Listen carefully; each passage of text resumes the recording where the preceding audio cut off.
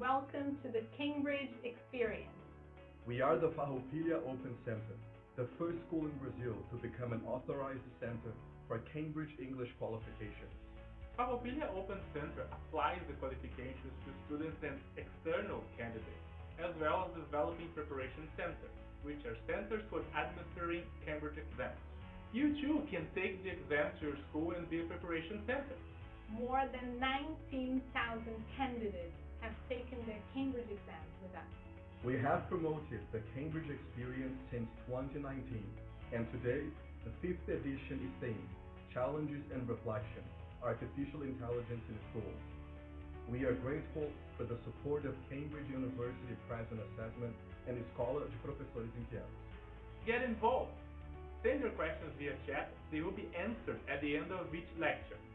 Wishing you all an awesome event.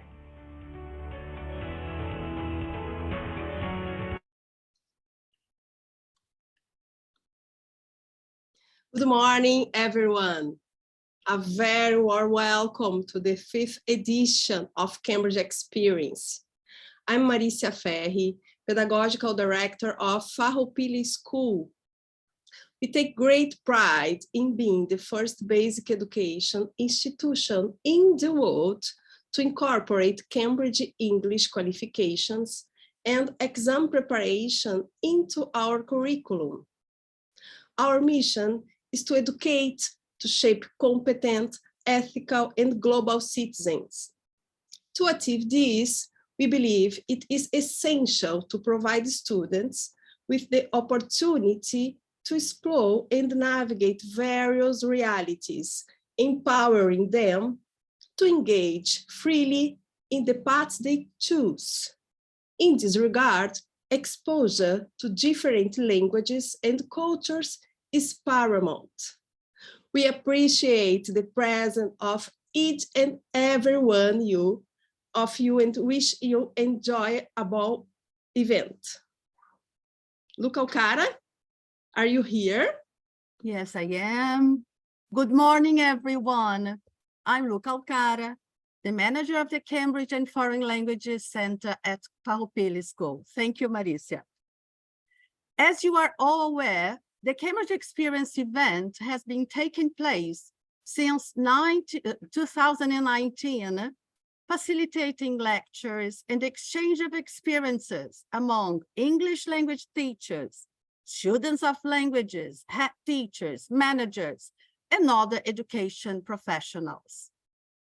Today, in its 5th edition, the event proposes a discussion on the theme, Challenges and Reflections, Artificial Intelligence in Schools. At this moment, participating with us, we have here teachers, head teachers, and coordinators from various parts of Brazil, such as Rio Grande do Sul, of course, São Paulo, Mato Grosso do Sul, Minas Gerais, Rio, and other states of Brazil, and some parts of the world as well.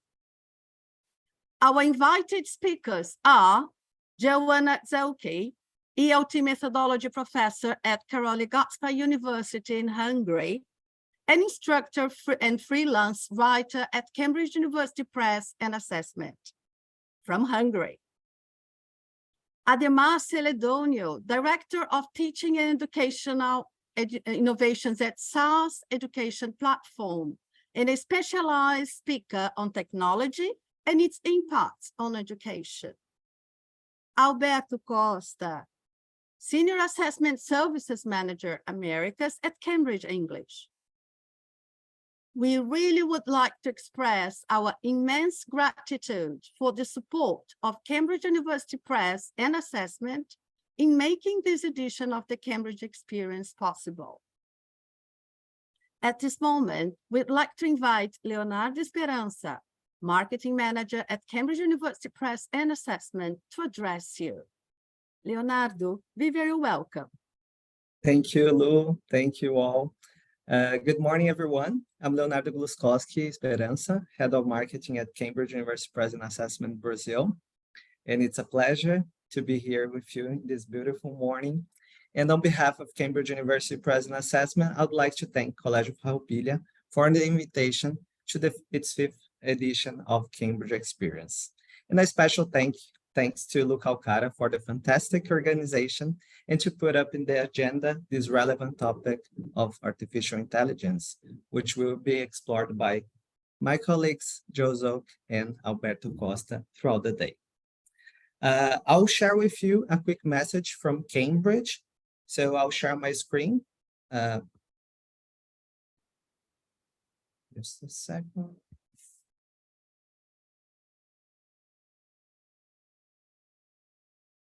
Please let me know if you can see my screen.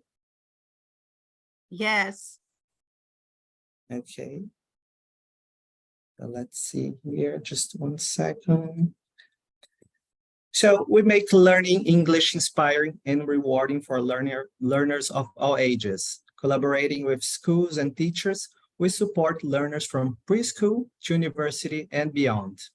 And our goal is to help them confidently demonstrate their English language skills to the world. We are part of the University of Cambridge, and our approach combines educational technology, language insights to provide integrated teaching, learning, and assessment solutions. We work collectively to help teachers, learners, and school leaders to achieve their ambitions. I'm going to show you now a quick video about Cambridge solutions put in practice by Colégio Pré-Médico here in São Paulo, represented by teacher Fábio Moraes. Just 1 second, I'll share a quick video with you all. I was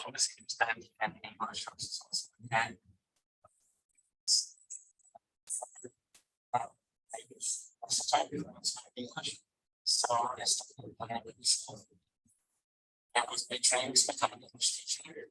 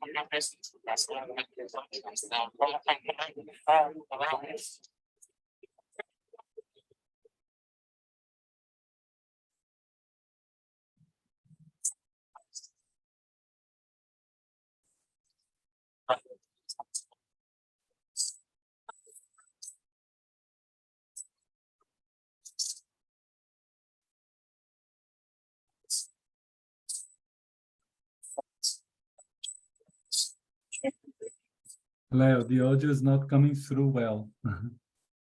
It's breaking up. The audio is no good? No, it's breaking up.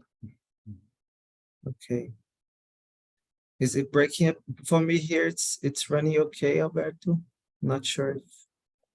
Lou, can you hear the There audio? are comments in No, the chat. no, sometimes, sometimes, yeah, Did- some. other times Did not. you turn on computer audio, like computer share sound option? Let me see Because here. maybe But that's don't the- worry, we have the subtitles there. We could Okay. follow it. Okay, so I'll keep it, it's almost done. And I'll share the link here from the YouTube so people can watch later. Thank you.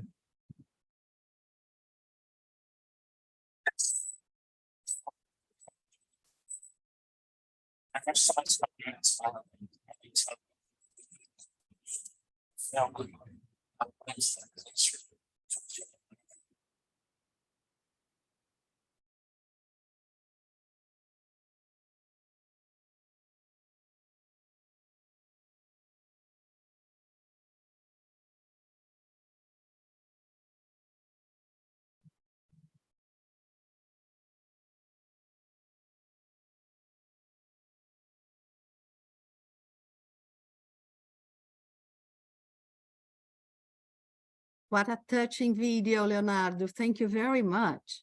Yeah, it's very moving video, and it just shares a bit the impact that Cambridge has in the school, with the teachers and the whole community. And before I close my speech today, I'll just have one more invitation to make. So if you prepare students for Cambridge exams, on September 20, we'll hold an online event for preparation centers around the world. So it's a global event. And my colleague Sheila will share the registration link in the chat.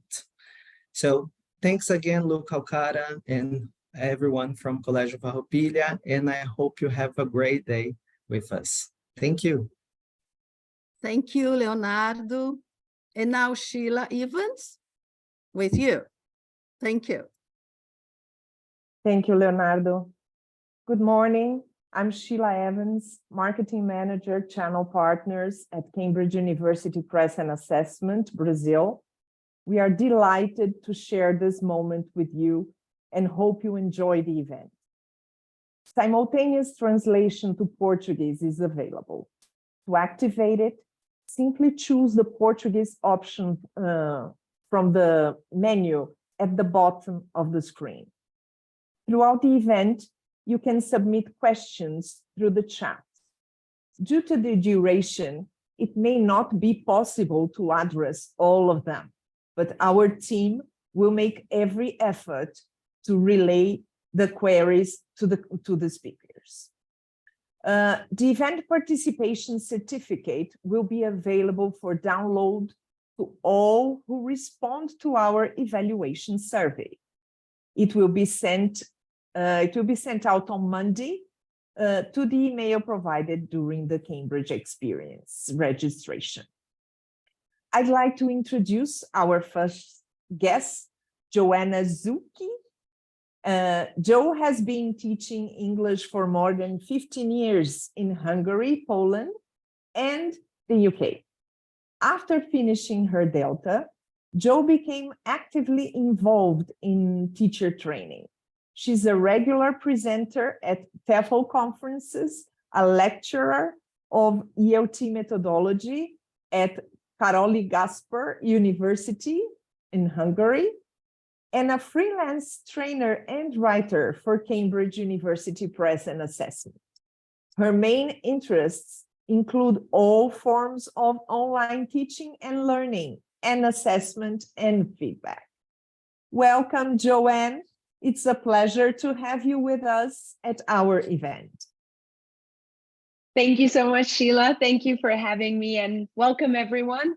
Good morning. Actually in Hungary here, it's the afternoon, but good morning to you all. I hope you're having a very energizing morning. And let's get straight into it. I'll just start my timer as well, because I want to be very punctual. And I'll share my screen, which I hope you're going to see. Yeah, you should see it now. So welcome again. The title of my talk today is Changing Roles, Artificial Intelligence in the Classroom. And let's get started actually with a question that I'd like you to engage in, and feel free to send in your answers in the chat. I'll try to take a look at the answers. So what roles do we all play in the classroom? By all, I mean we teachers, the students, and are there anyone else, or is there anyone else in the classroom? What kind of roles do you think you play? I'll give you a bit of time to think, okay? So by roles, I mean, like, are you just simply an educator? Or maybe you play another role as well. Oh, I just got facilitator. That's a very, very good one. You can also think about your students. Are they just students, or do they play another role as well? Oh, nice. I've got motivator, guide. Very good. Let's see whether you've got any more ideas. You can also think about your students as well. Can they be teachers, facilitators in any respect? Feel free to think about this and send in your answers. Oh, I like this. Students are the ones who can learn by themselves, helping each other. So you also started introducing this peer teaching, peer help as well, mentors, mediators. Lovely, very good, very good. Keep them coming. I'm also going to show a couple of role ideas myself, which we're going to come back at the end of the presentation. So I also have facilitator, and I just included a couple of others like assistant, entertainer. I don't know about you, but I usually try to be very funny, and I say a lot of jokes. I want to motivate my students by being very entertaining. We can be critical thinkers, but our students can also be critical thinkers. Listeners, not just the teachers should listen, but they listen to each other. Learners, we'll come back to this, like who's actually the learner in the classroom. Creators, reviewers, creative thinkers. But with all these roles that teachers and students play, let's just take a look at what kind of role is artificial intelligence going to play in all this, because artificial intelligence is a newcomer to the scene, and we definitely should be able to decide what kind of role we would like it to play. And I'm going to raise two options for you. As you can see, these were also AI generated images. We've got, as you can see at the bottom, this was the prompt for this image was impending doom. And the other prompt was a tree full of possibilities. So my question is for you to think about throughout this presentation is what you think artificial intelligence is going to be like. Is it some kind of danger, something we should be afraid of, or is it something that is going to make our lives full of options and possibilities? So I'm going to share a couple of role ideas that I think artificial intelligence can play in the classroom. Now, one thing that's very important before I start saying anything is that artificial intelligence is not the same as ChatGPT. We might think about it as such that, oh, I know ChatGPT. Actually, quick question, does anyone or everyone know ChatGPT and AI and the rest? Feel free to send in the chat whether you have never heard of any of these things, because then I'm going to provide more explanation.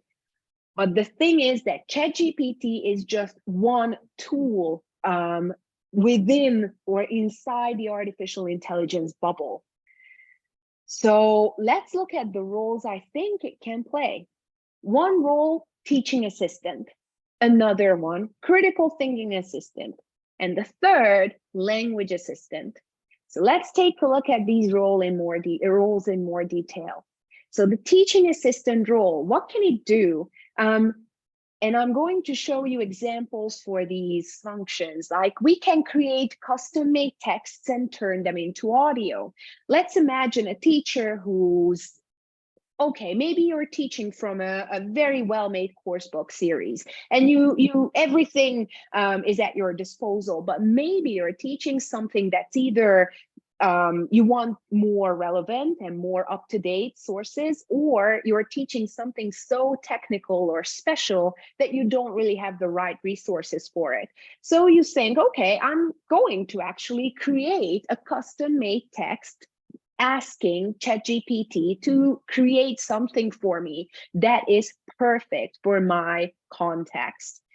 And that's one thing that can really be and can make a difference to teachers, that I don't have the right resources. Maybe I could find a book somewhere, ask around, but actually it's much easier and quicker if I just use AI to create the text for me and even turn it into audio, so I have the listening file at the same time. I'm going to show you an example for this in a minute. Or you say that, well, I don't even know what I want to teach. I don't have any ideas whatsoever. Let's ask AI to come up with some ideas and create the entire lesson for me. Now, you might have already experimented with this. Feel free to share in the chat if you have. And there are mixed results. Lesson plans, so you can just simply say, please write me a lesson plan for a level B2 lesson that deals with dinosaurs. And you're going to get a pretty good lesson plan. Pretty good, I'm saying this because it's a quite generic plan. It's not going to be the most amazing plan on earth, but it is a plan, and it kind of follows the main structure of how lesson plans are created. So it's a very good basis for further development, and it can serve as a springboard for further ideas. It can read and comprehend materials. Let's say you've got like an entire book, or you've got a video, and you want to do something with it, and you don't have time, you don't have the ideas, you don't have the patience to actually start thinking about what kind of tasks you would like to create for these materials. So AI can read or comprehend these media files and generate tasks for them. Now, it's not magic what's actually happening, because when AI creates tasks for a video, what actually happens is that it reads the text. So what you're going to, if you have experimented with this, or if you haven't, you will see that once you find a video, it's going to create much better materials if the video has the transcript already created for it.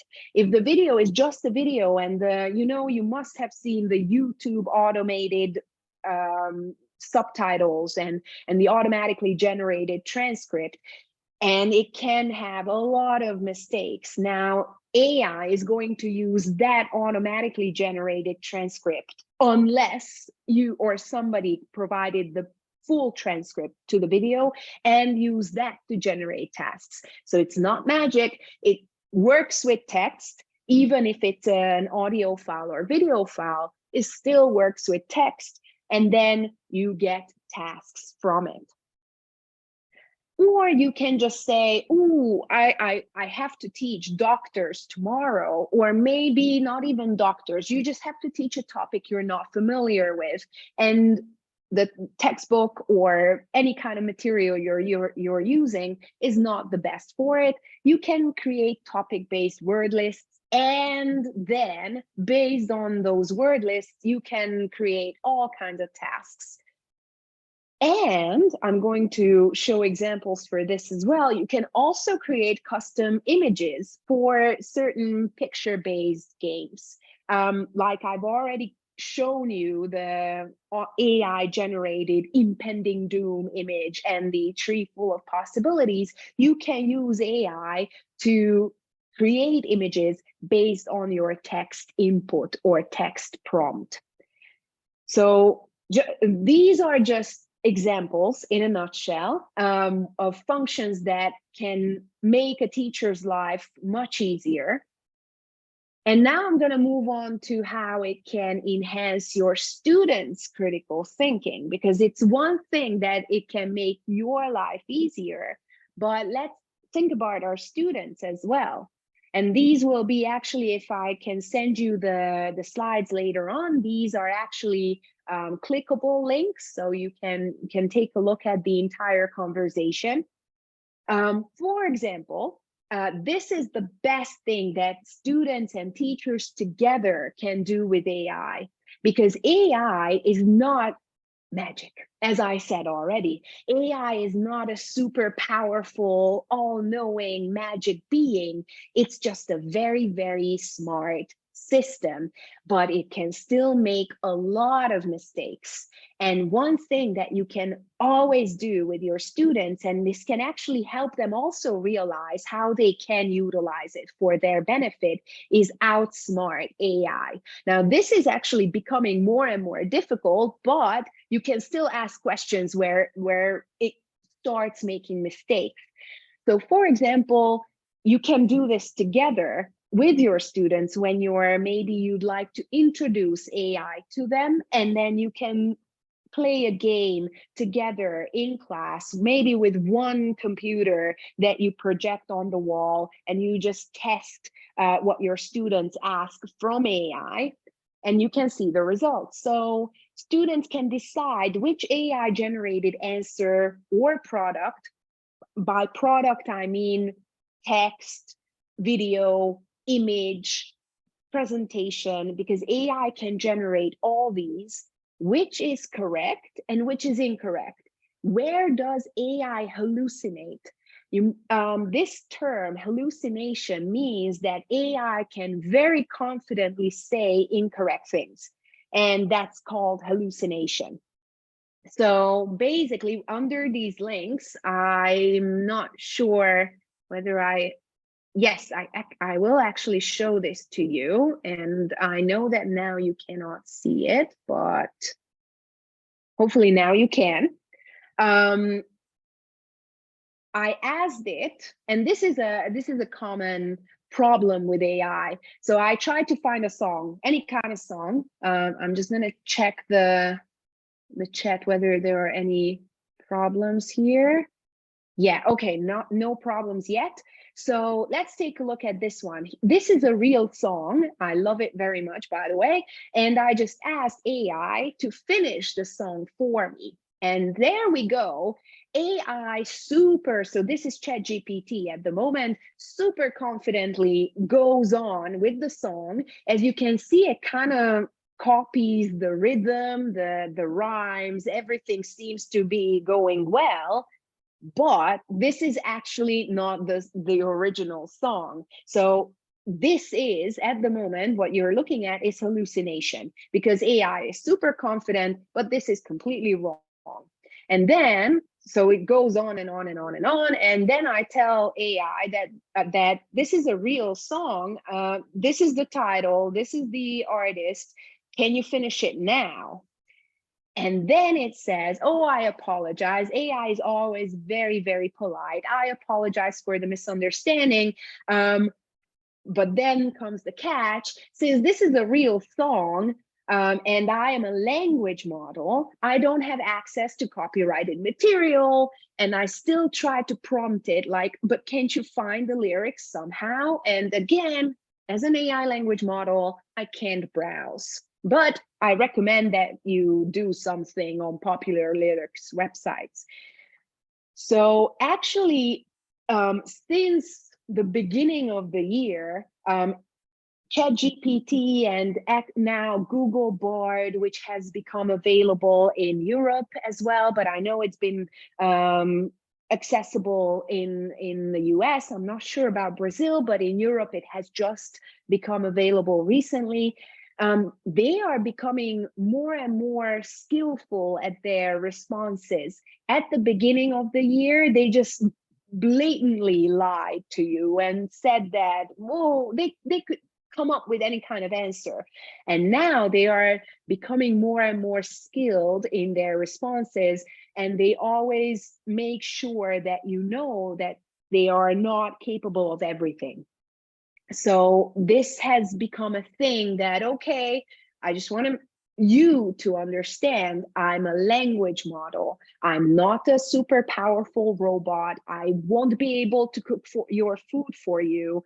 I'm a language model. And this is the most important thing about AI, is that it's based on language. It won't change the world immediately for us. It works with language, it works with text, and it has a very good guessing algorithm that's based on what the previous millions of texts have looked like, and that's how it creates its own variations based on those patterns. But it's not going to change the world immediately. Maybe it will in the future, but not now. So this is a case of hallucination for you. And I hope you can still see my slides. Let's see what else it can be good for. Find things in an image that don't belong there. So as I said to you before, as a teaching assistant aid or like teaching aid, it can generate images for you. But maybe the image is incorrect again. Maybe something is there that shouldn't be there. Or maybe you decide to put something there that is not supposed to be there. The good thing about AI is that it's becoming more and more powerful, and it's not just text to image. For example, I tell AI that I want a tree full of apples and bananas and grapes, and it's going to possibly create a very good image of a tree with grapes, bananas, and apples. But after I've created or generated the image, I can just erase certain parts of it. Like I'm going to erase the bananas and replace them with tulips. And it can create a realistic kind of image. And so you can ask your students, can you spot the mistake in this image? First of all, there shouldn't be a tree that has apples, bananas, and grapes at the same time, but definitely not tulips. And this could be of course, it can be a very easy critical thinking task, but you can make it more and more difficult as your students are getting older or getting more advanced with their language skills. And you can ask them to take a look at your generated image, what is real, what seems to be real, and what seems to be incorrect. Or you can also ask your students to generate something that they would say in a certain situation. For example, imagine that I'm attending a conference and I would like to introduce myself. I'm a teacher trainer from Hungary. Can you write my introduction for me? It generates your text, but let's imagine that I'm not a C2 language speaker, I'm a B1 or A2 language speaker. And I ask my students, because AI will most probably generate something perfect. It will always come up, you can play with it, you can ask it to generate something low level, but as far as I've checked, it's not the best at it. So you can ask your students to do this critical evaluation themselves. Like, here's this amazingly written text. Can you tone it down to your own language level? Would you be able to say this yourself if you had to go to a conference? If not, can you change the text and tone it down to your own level? This is also a critical thinking skill. It makes them think about their own language ability, and they can work with a very well written text, but they need to change it to their own level. So these were some critical thinking ideas. Oh, here we've got one more bullet point. It can happen that even AI produces incorrect text. From time to time, it can happen. So you can ask when you notice it, you can ask your students whether they notice it. And that can also be a critical thinking task. So all these are worth playing together in class before your students start playing with AI, because they might think that AI is super powerful, it knows everything, it can do everything, but it can actually make mistakes. So if you play with this, let's spot errors, let's find mistakes, let's outsmart AI, they will be more critical and they will evaluate the response that they get. And it's a very, very important digital thinking and digital literacy skill in this century that students should be able to evaluate the answers that they get from AI. And they should, think about whether it's trustworthy, whether it's believable or not.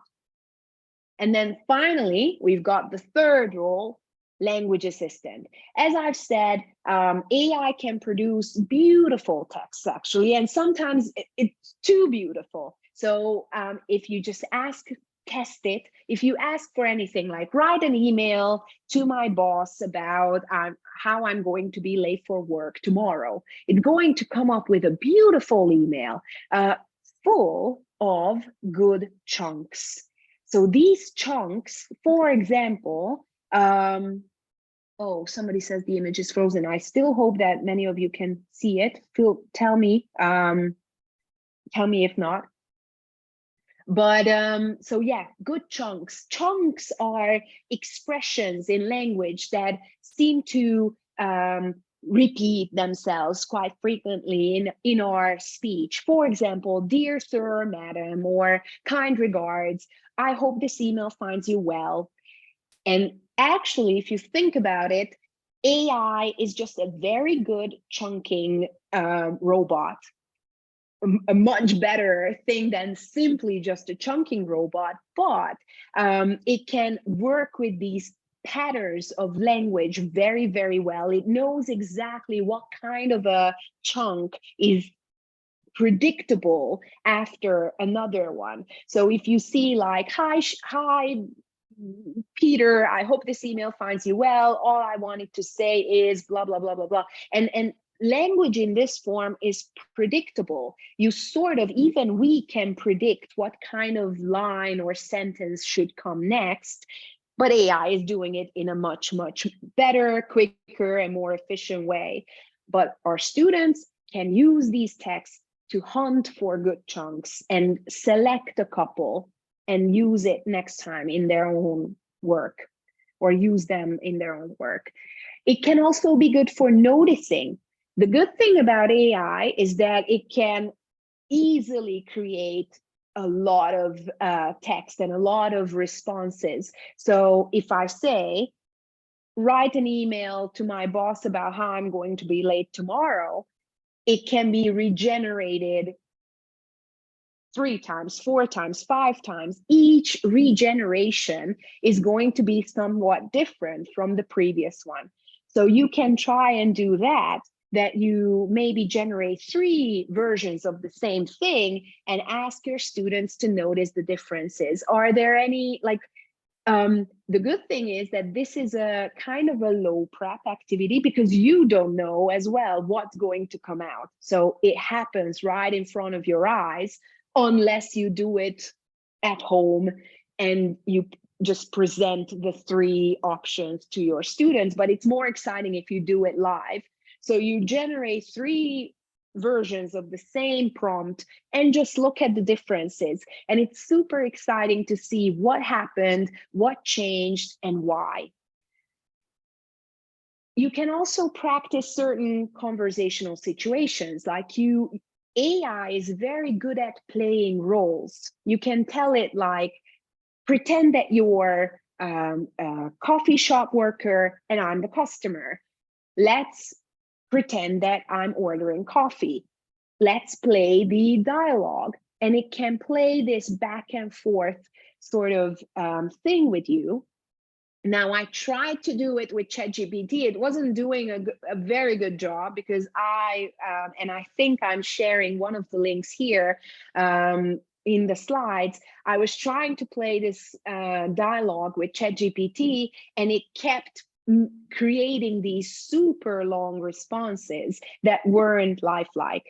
However, actually Duolingo, the language learning app, paired up with ChatGPT or OpenAI, the company that created ChatGPT, and they created a plugin for their premium users where they can practice these dialogues in a realistic dialogue kind of fashion. So I'm pretty sure you can prompt ChatGPT to answer in a more human-like manner. I wasn't so good at that, but maybe you guys can prompt it better than I can. And then you can also ask for feedback. So it can play a reviewer role as well. Like the prompt could be, hi, can you look at this email that I wrote and can you give feedback on grammar, lexis, and coherence? And it will give you a pretty good response, like this email is easy to read, but maybe you should review this and this and this and this. So it can work as a language assistant as well, very well. And here are some websites that you can check. We already looked at ChatGPT. Here's Google Bard. This little robot here is called Quillbot. It can create versions of different styles very well. And Elsa is also a very, very good website that I can recommend. It basically analyzes the way you speak. So it asks students, of course, it's a paid thing, but one try is for free. It asks you to speak for about 3 to 4 minutes, and it analyzes the way, like the speed, the fluency, the way you pronounce sounds, the language mistakes you make, and it analyzes everything and gives you a full report of your performance, your oral performance. It's an amazing website. So you can access these links from if you click on the images. So I introduced these 3 roles. Let's take a look at a specific example. So this is an image that I created with the help of Adobe Firefly, the text to image function. I basically asked for a car in a car mechanic shop. And can you guess, there are actually 3 things in this image that don't actually belong there. I'm just gonna wait a couple of seconds, okay? Whether you can try and spot the things that don't actually belong or they weren't in the original image, whether you can spot them. That also shows how well Adobe Firefly can blend the additional things into the image. And I'm going to show you what these are. Okay, so actually these were the 3 things that I additionally generated into the image. So this could be, of course, it could be easier, it could be more difficult, but it could be something that your students can practice, like, oh, I think this might not belong there, or this doesn't seem to fit in because the background is not blended, or something like that. But these things were actually, what I did was I erased part of the image and I just said, insert a bicycle pump there, or insert a puff of smoke there. And it perfectly blended the additional object into the image. So let's go with this idea. We're in a car mechanic shop. Let's generate more things. So let's create a lesson about car repairs for future mechanics. For example, this idea came because I actually had my car serviced when I was doing the presentation. So I thought like, oh, this is a perfect example. So first, I created the image with Adobe Firefly. I created a completely AI generated image to improve critical thinking. Then I'm going to take a new website called Twee, which is an amazing website for English language teachers, because I can do whatever an English teacher needs. So in this case, I create a topic-specific word list and related vocab tasks. So I'm going to ask, create a word list for me about cars and car mechanics. It gives me, let's say, 15 words. And then I'm going to just pick and choose, like on a fast food restaurant menu. Like, okay, I'd like a matching task for these words, please. Or I'd like a gap fill task. I'd like a sentence completion task. And one after the other, it generates the tasks, which you can actually edit And then you can create a PDF worksheet and print it off. It's a super, super cool website. It can create discussion questions, essay questions, anything that you'd like within that topic. Okay, so we created our questions. We're happy. We've got our vocab. Now let's move on. We pre-taught vocab. Let's move on. This is called, if I pronounce it correctly, because it's a French website, it's Knowledge, if I'm right. It's a very cool website. Again, works with English at the moment, but hopefully they will add more languages. It generates questions, flashcards, tasks from YouTube videos. If you remember, I was talking about how AI can read the video. So you can actually click on this icon here and it will take you to a video and a video lesson that I created for car mechanics. So it's a video in which a car mechanic talks about his life, and I generated the flashcards, the tasks, listening tasks, and other things for this video. I'm gonna put the website name in the chat. And let's move on. Okay, so, okay, now we've got the vocab, we've got the warmer activity with the image, we've got a video and video tasks. Let's move on to reading as the next language skill. I'm gonna take Google Bard, and I asked for a funny anecdote in which a car mechanic deals with a stupid customer, if I remember correctly. So you will be able to see it, but if I have time, I'm going to show it to you. Google Bard created a very good anecdote. And if I remember correctly, it was also a kind of critical thinking activity as well, because I asked Bard to put 3 typical car problems into the anecdote. And I'm actually going to show it to you. What happened is that, and that's why I like Bard sometimes more than ChatGPT. So I asked it to, I need a short anecdote about how a car mechanic had to deal with a difficult customer who didn't want to accept the price of the repairs on his car. Include 3 specific car faults in the anecdote. So here we've got the anecdote, amazing story. But the best part is Google Bard actually specifies the 3 specific car faults in this anecdote. And then I ask more help.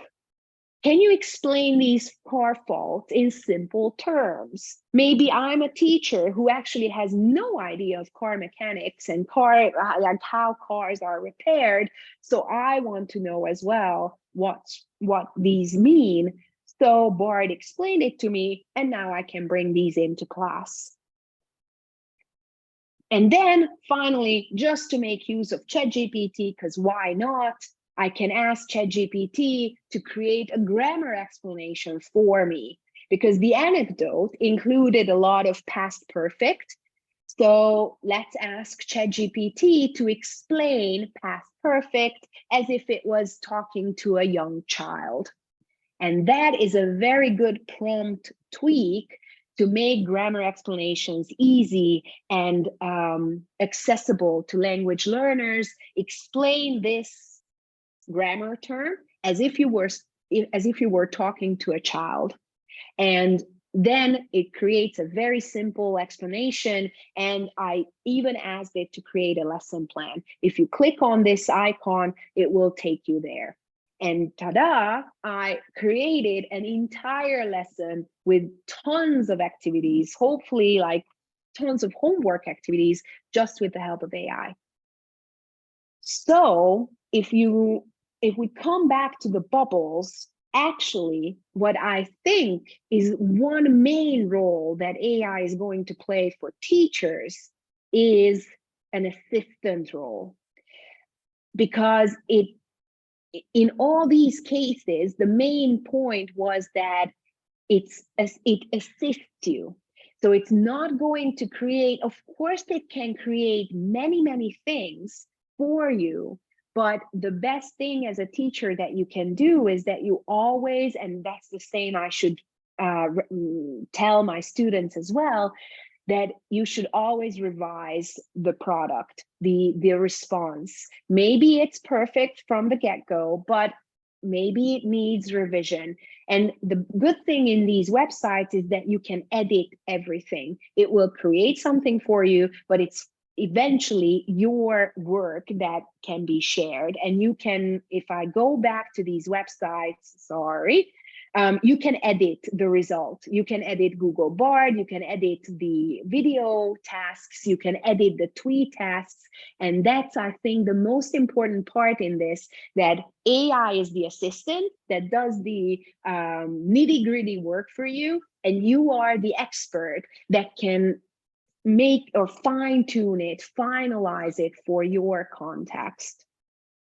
So to bring back the images from the beginning, I think that AI is rather this flashy, super amazing tree that has a lot of possibilities if we know how to use it well. But not just we teachers, but the students as well. So students need AI training and AI literacy as well, and we can show it to them, and they will be able to use it well, and they can use it to learn and not just to like test and cheat, because it can really help their learning path and learning curve.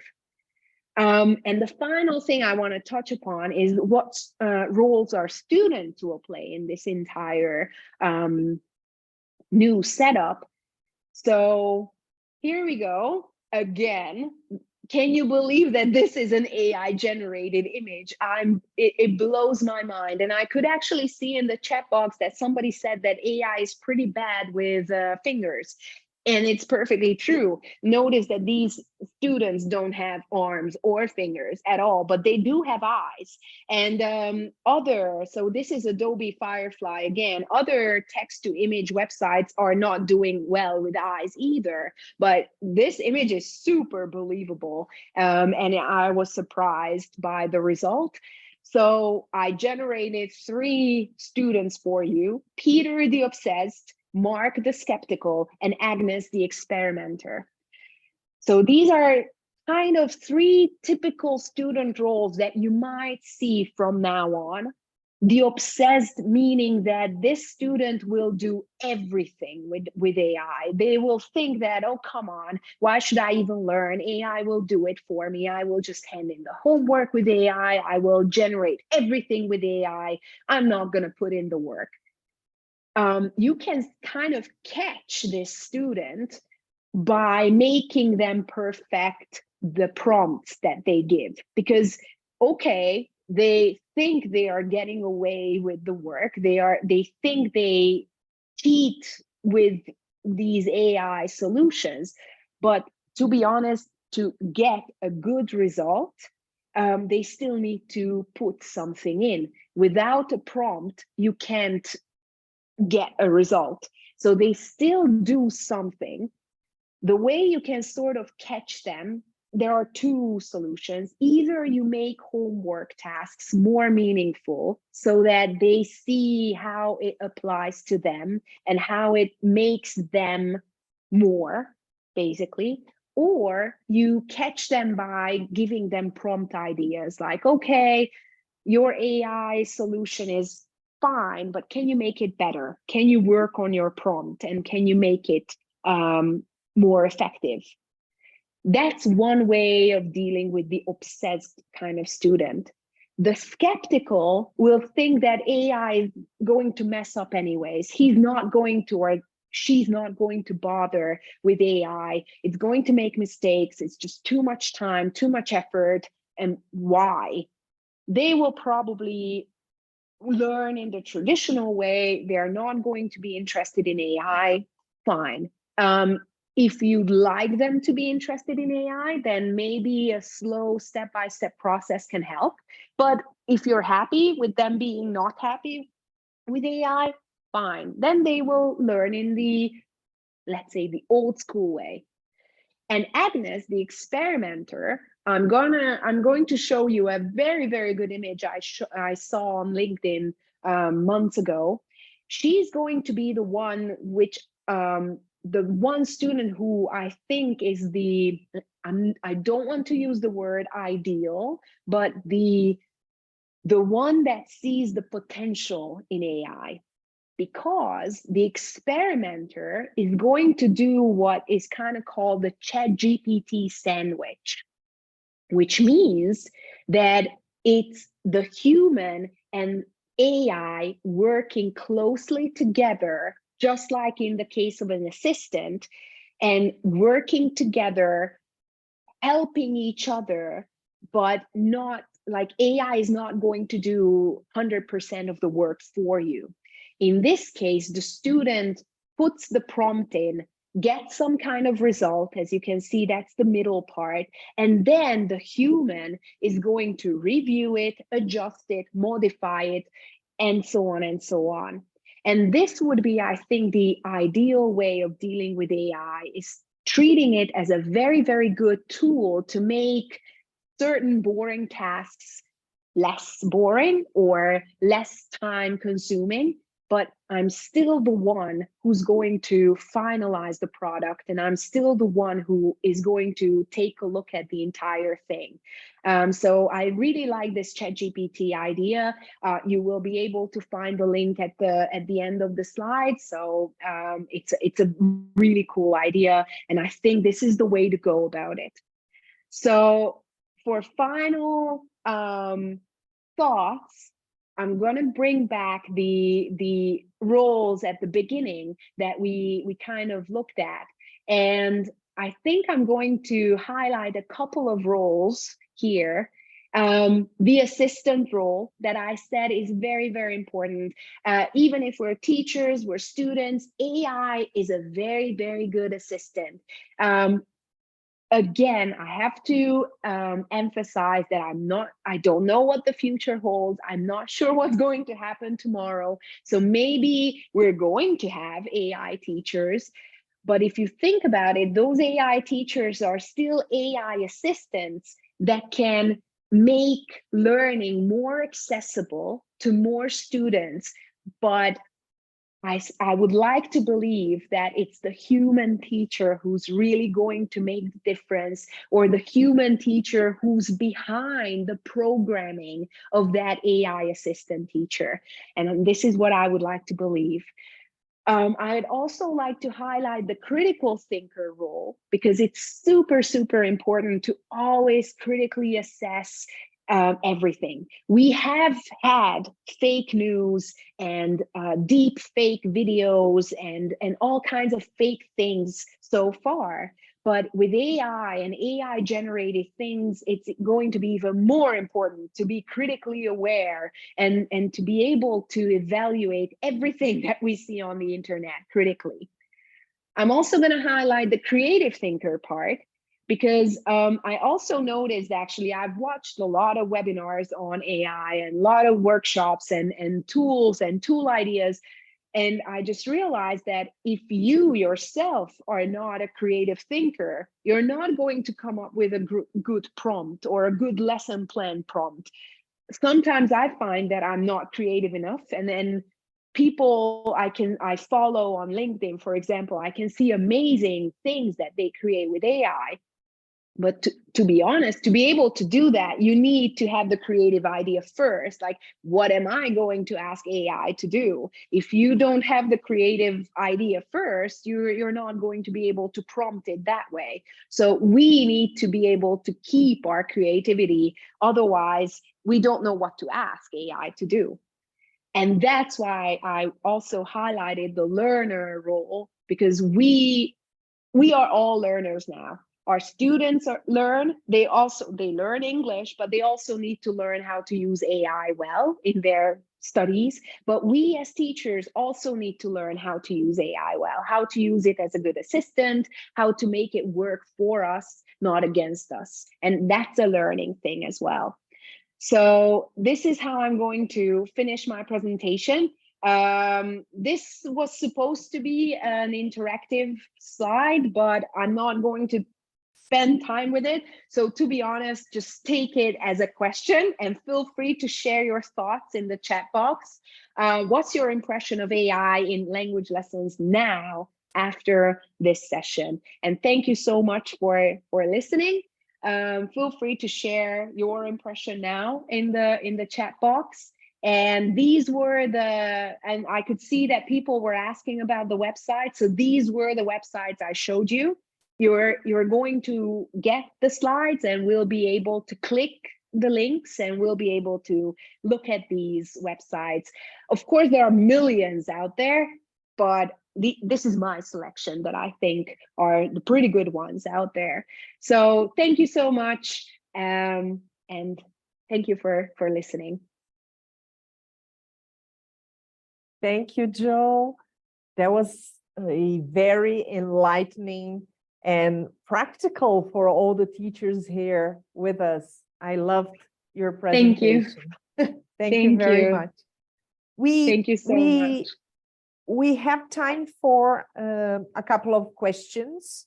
So I'm going to ask you firstly, how can we use AI effectively and adequately within the different CEFR levels? Well, that's a good one because I've been testing it, experimenting with it. It's not very good at that, to be honest. It's getting somewhere. Even TWE, like this TWE website, which creates tasks, says that it can create certain tasks for advanced, intermediate, and beginner levels. You can ask ChatGPT to, if you put the CEFR level in the prompt, it sort of does it, but you always need to review the response. It's getting better. You can really see the difference month after month, but it's still it kind of alternates between two extremes. Either it's super native like, or very, very basic.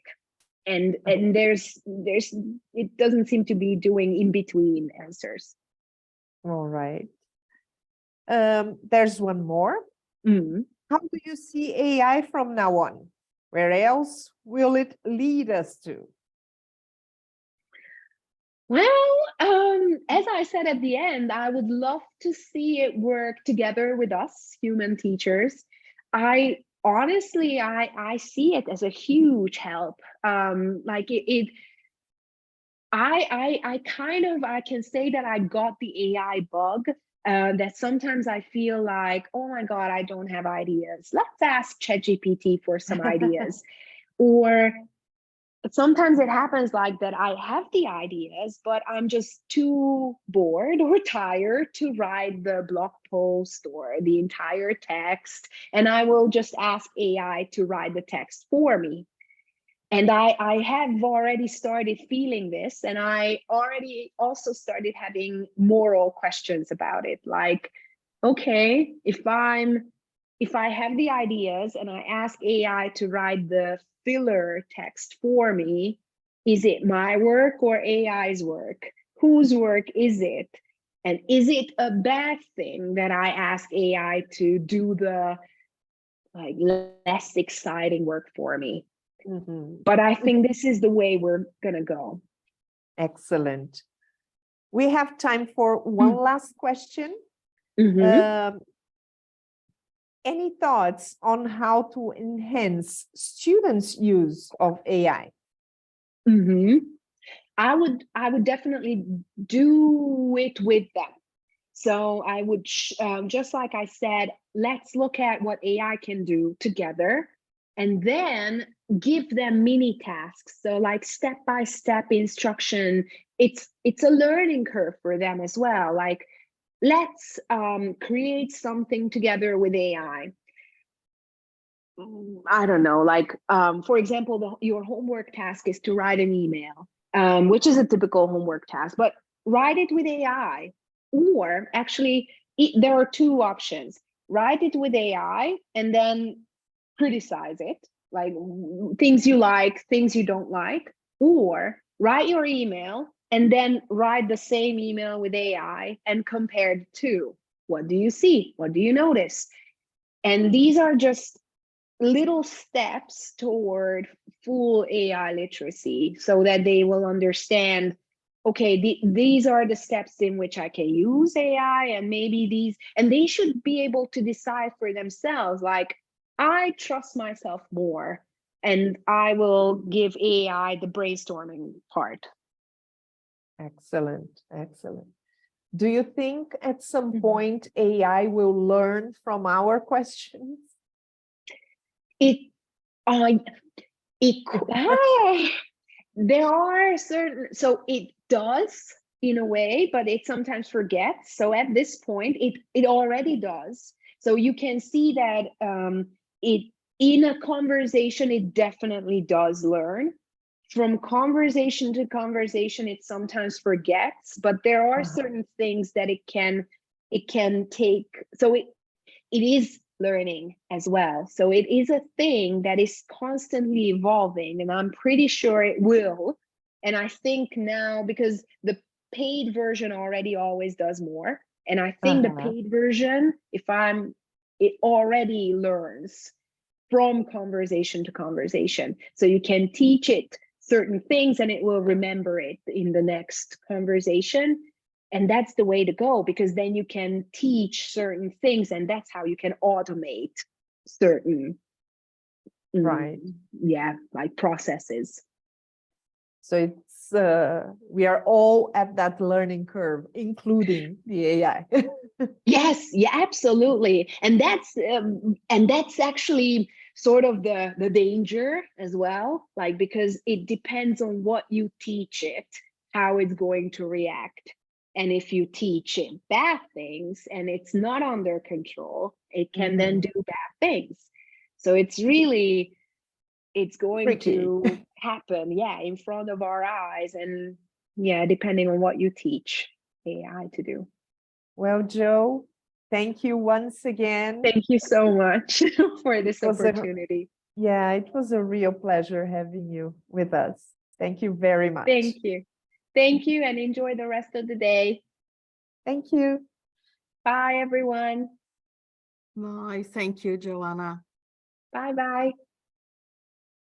Well, to continue with our event today, I'd like to invite Ademar Caledônio, Director of Teaching and Educational Innovation at SAS, Professor of Mathematics and author of didactic material.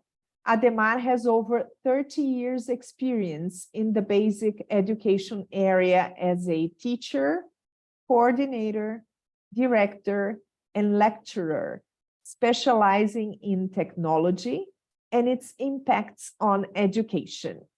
He was director of Colégio Aridessá in Fortaleza, Ceará, for 10 years, and has been working at SAS educational platform since 2015.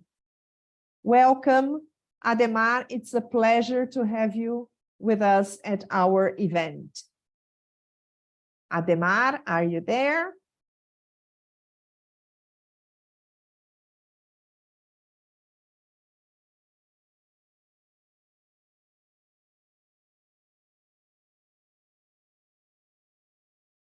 Are you there, Ademar? Sheila, I can't see Professor Ademar over here, not yet. Okay. Shall we have the next presentation then, and then he might join us later? Happy to step in. Okay. All right. So let's continue and give our welcome to Alberto Costa. Alberto is the Senior Assessment Services Manager for the Americas and has been in Cambridge English for 8 years. He has a solid English language teaching background and has worked as a teacher, teacher trainer, and academic consultant, having also worked as a course tutor for the Cambridge Teaching Qualifications CELTA and Delta. His main interests include language assessment, and continuing professional development for teachers. Alberto, be very welcome. It's a joy to have you with us today in this event. Thank you very much, Sheila, and hello, everyone. Thank you for your participation during Joe's talk. That was very enlightening. There was an opportunity for me to learn a lot about AI as well. So this is a very special event this year in 2023 because we have been working with Farroupilha Open Center to support the Cambridge Experience events for many years now. We started back in 2019, then 2020, 2021, 2022, and now 2023. So Farroupilha Open Center now has a suite of events already, and it started to become a tradition. So thank you, Farroupilha Open Center and the team behind this event, who's very special, and they have been working very hard. And thank you all of you for attending the event. I'm sure you enjoyed Joe's talk as much as I did. And here I'm going to bring some other aspects of AI. So the topic of my presentation today will be what the future holds for English. So we have here some perspectives for teaching, learning, and assessment. Well, I have here a timeline, and this timeline relates specifically to 2023, because 2023 has been one of those years when I was putting the presentation together and doing my research. I mean, 2023 has been, surprising us in many ways. So from the Cambridge Assessment English aspect, we are now celebrating 110 years of the Cambridge English exams. So I'm going to tell you the brief history behind this important date, this year, 2023. But then we have been also impacted by a number of things that are happening. So I'm going to help you remember the anecdotes of Pope Francis in a puffer viral photo. I'm sure many of you will remember this. And then I'm going to consider what impact and what other things have happened after the photo went viral on the internet. I'm also going to bring something from 2023, which is a new launch by the British Council, which is accessible, by the way. It's available for you to access and download. It's called The Future of English, Global Perspectives. It's a report on the future of English. And there is this very interesting background behind this launch, a very important reference. But then because of the impact of AI in education and AI all over the place, of course, we need to understand as an exam board and as an institution that is part of a university that has such a reputation, which is the University of Cambridge, I'm going to bring some highlights from a conference that happened in Cambridge, which focused on understanding assessment in the age of AI. And of course, I'm going to share with you a report which focuses on generative AI for English, which was put together by the researchers from Cambridge, this time the English department, which covers not only the language exams, but also the learning materials as well, which many of you know very well. So this is kind of the outline of this journey that I'm going to take you through. So starting with the celebration of the Cambridge English exams, one of the exams is now celebrating 110 years. We are talking about the Cambridge Proficiency Exam, which was launched in 1913. And this was the first ever language proficiency exam that was put together for a small group of language teachers. So at the time, we are talking about 110 years ago, we have some curiosities to share with you. In 1913, 3 candidates only in the UK took the first ever C2 proficiency exam. At the time, it was known as the Certificate of Proficiency in English. So you see, only 3 candidates took the exam at the time. And rumor has it that none of them passed this exam when they set it. So the exam at the time was designed to last 12 hours. So you would sit for a long, long day to do your language proficiency exam. And it cost each candidate only £3, right? And it included tasks that would be considered rather unusual nowadays. For example, there was translation, there was dictation, and there was phonetic transcription. Just to give you an idea of the exam, this is one sample, one item that was present in the 1913 exam. And by all means, you can see that on the screen, we have the QR code, which will take you to the short article about this celebration. So, you know, if you look at this exam item, you have a lot to do, you know, in terms of thinking, in terms of knowledge about a specific type of culture. In this case, we are talking about, you know, the British culture, for example.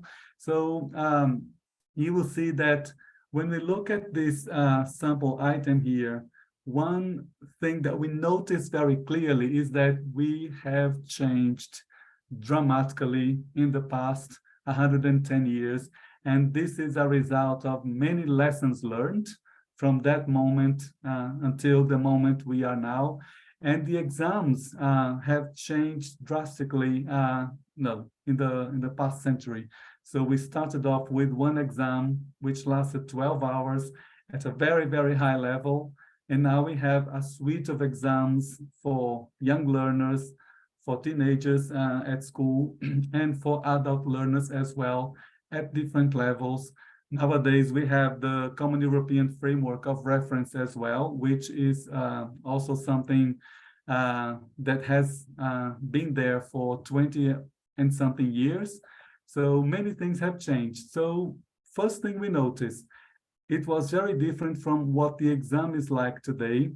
And nowadays, there are about 6.1 million people every year sitting the Cambridge exams, and they are now recognized by more than 25 organizations around the world, and they include governments, universities, and corporations. And basically, this highlights the importance of proving your skills to the world, right? So this has to do with Cambridge mission, which is putting the exams together the way they are now, to continue to focus on communication skills, helping people to learn English and prove their skills to the world.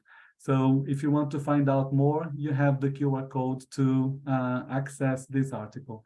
But now we are going to make this huge jump, 110 years later, here we are, and in the same year when we are celebrating something that has existed for 110 years, we have AI impacting what we do, impacting our lives, and basically leading us to raise questions and questions and questions for which we may not have any answers or possible answers so far. So I'm going to start by bringing back this big viral photo, which was popularly called Pope Francis in a Puffer. You will notice there the alliteration in the way the photo was addressed in the press, like Pope in a Puffer, Pope Francis in a Puffer. So we are talking about this image, which initially caused an impact because it was broadcast as something real, that Pope Francis was wearing this Balenciaga coat or big jacket. But in fact, this photo was created by users of a specific AI tool, and it went viral all over the world, right? So at that time, we are talking about March or April this year, ChatGPT started becoming the ultimate thing, because ChatGPT was big discussion in terms of generating texts, but then AI also generates other things like images, videos, lesson plans, presentations, etc., etc. So ChatGPT becoming the ultimate thing, AI seen as a threat by some people, by many educators as well, and of course, parents, students, the society in general. And then this generated and has been generating huge discussions about the use of AI, and of course, discussions on the ethics and potential risks of its use by learners, for example. And Joe mentioned here some moral issues involved with the use of AI, and we're going to discuss some of them a bit more. So I know you have contributed to Joe's session quite a lot. I have a question for you now, so please do use the chat, which I'll be checking, and I want your ideas on this. Which AI tools have you been using or trialing with your learners? I know Joe brought, a number of tools, and I noticed in the chat that some of you were commenting on things that you have used and from the options that Joe has been showing. But which AI tools have you been using or trialing with your learners? So ChatGPT, topping the list, okay.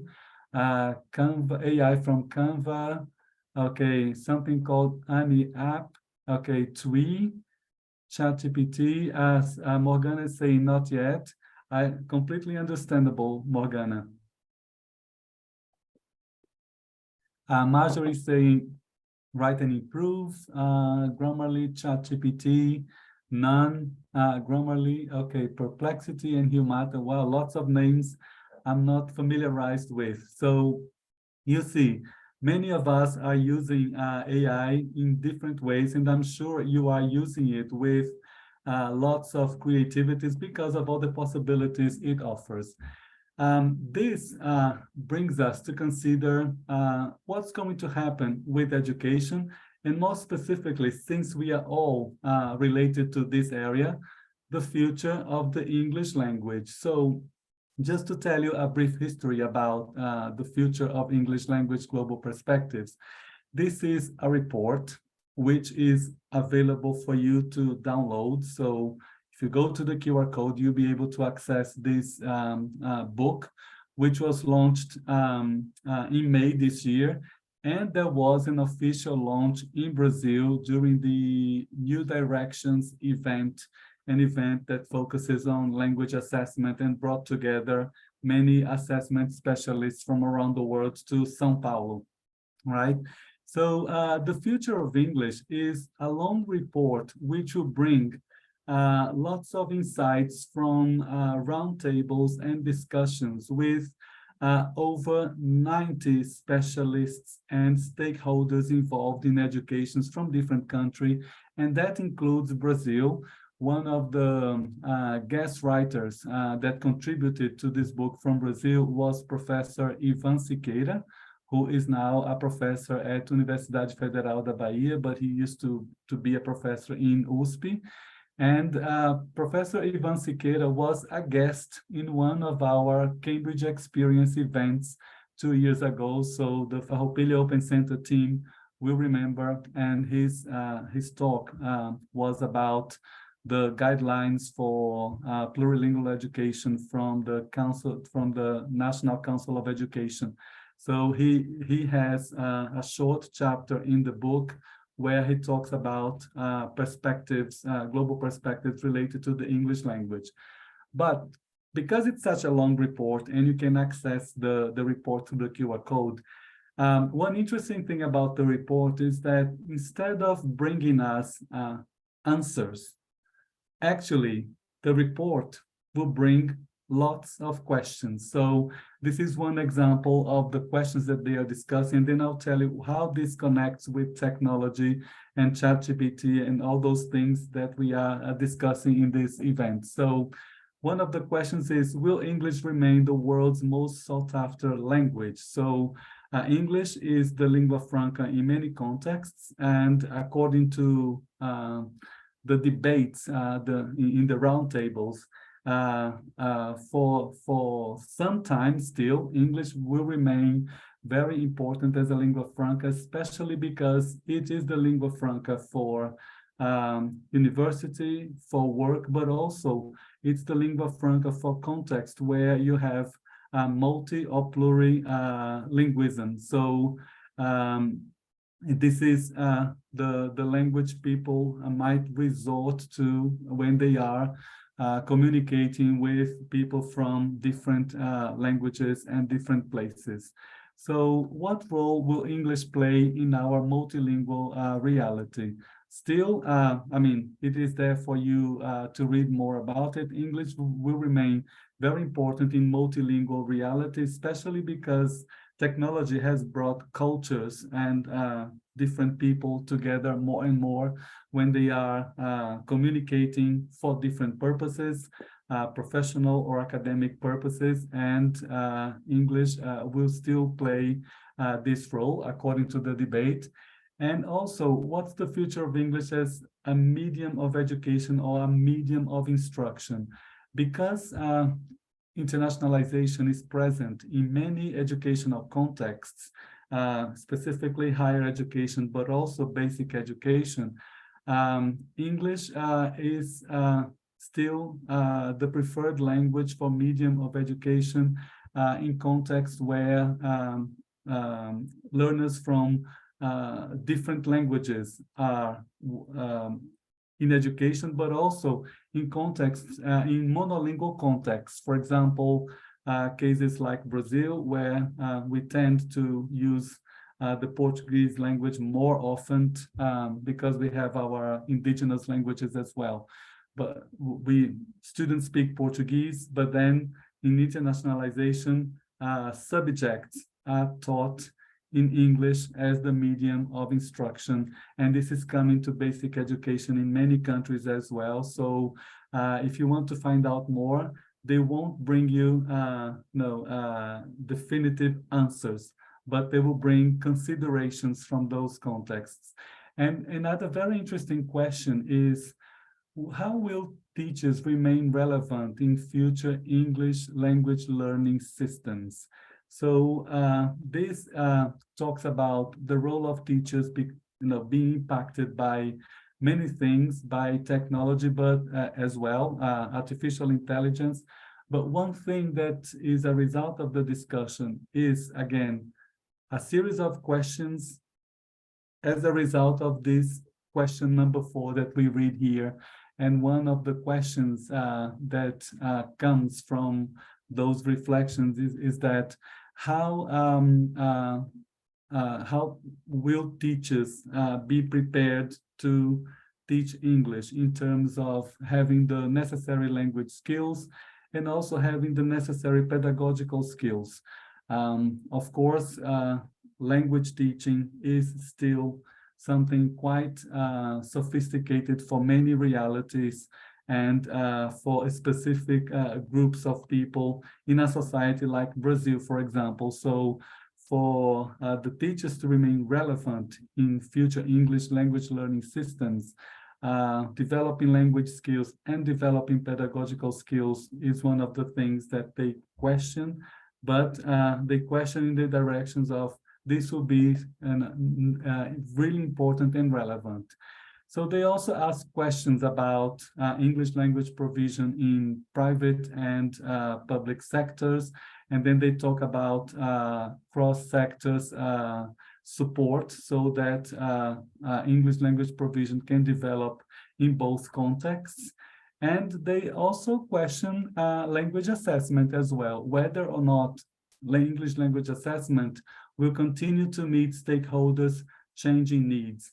And one of the things that appear, in the debate for this question is actually, for example, language assessment becoming more creative once technology is bringing lots of impact to education, but also, and it's a very important point to highlight, they comment on the importance of language assessment literacy for teachers. That is, how important it is for teachers to learn about assessment in order to be able to use assessment effectively in educational contexts. We are going to go back to this point in a moment when I talk about some other reports, right? The other question is about technology and how far technology will narrow the equity gap in English language education. Of course, in a way, technology helps to narrow the equity gap. Many tools that we use become tools in assistive technology, that is to support people with impairments, for example. But the fact that people need hardware, for example, to make good use of technology is an issue to consider. And also to what extent employment is driving the future of English. And this is really interesting because this connects with reflections on how the roles of professionals have changed as a result of technology, especially as a result of the pandemic. And things are changing so rapidly nowadays that it's difficult to foresee what the skills will be in the next year or in the next 6 months. But apparently for some time, according to the debates, English will be driving employment will be driving the future of English. So this is something for you to kind of delve into and understand more about what's coming in relation to the future of English, because this has a connection with technology and especially AI. So when we talk about understanding assessment in the age of AI, you see the future of English questions, the future of English language assessment, and then we are now talking about understanding assessment in the age of AI. There was a conference in June, and you can read, a summary of this conference. And basically, this was the discussion, AI in the age of assessment. And the specialists have raised very interesting points for educators, which I thought were worth sharing with you today. Because when something like AI and ChatGPT happens, the immediate response or reaction is to actually say, oh my goodness, this is the end of education. This is the end of teachers. Students won't need teachers anymore because they have ChatGPT to write for them. Are we still going to continue to teach writing to learners? So all those things happen. But then it's important to consider what specialists and most of all, what research has to say about this, because we can make all sorts of assumptions, but which assumptions are actually data-driven or data-based? So I'm going to bring some highlights from this conference, but of course, you can access the summary of the event. So one speaker in this conference was Tim Oates. Tim Oates is a big name in language assessment.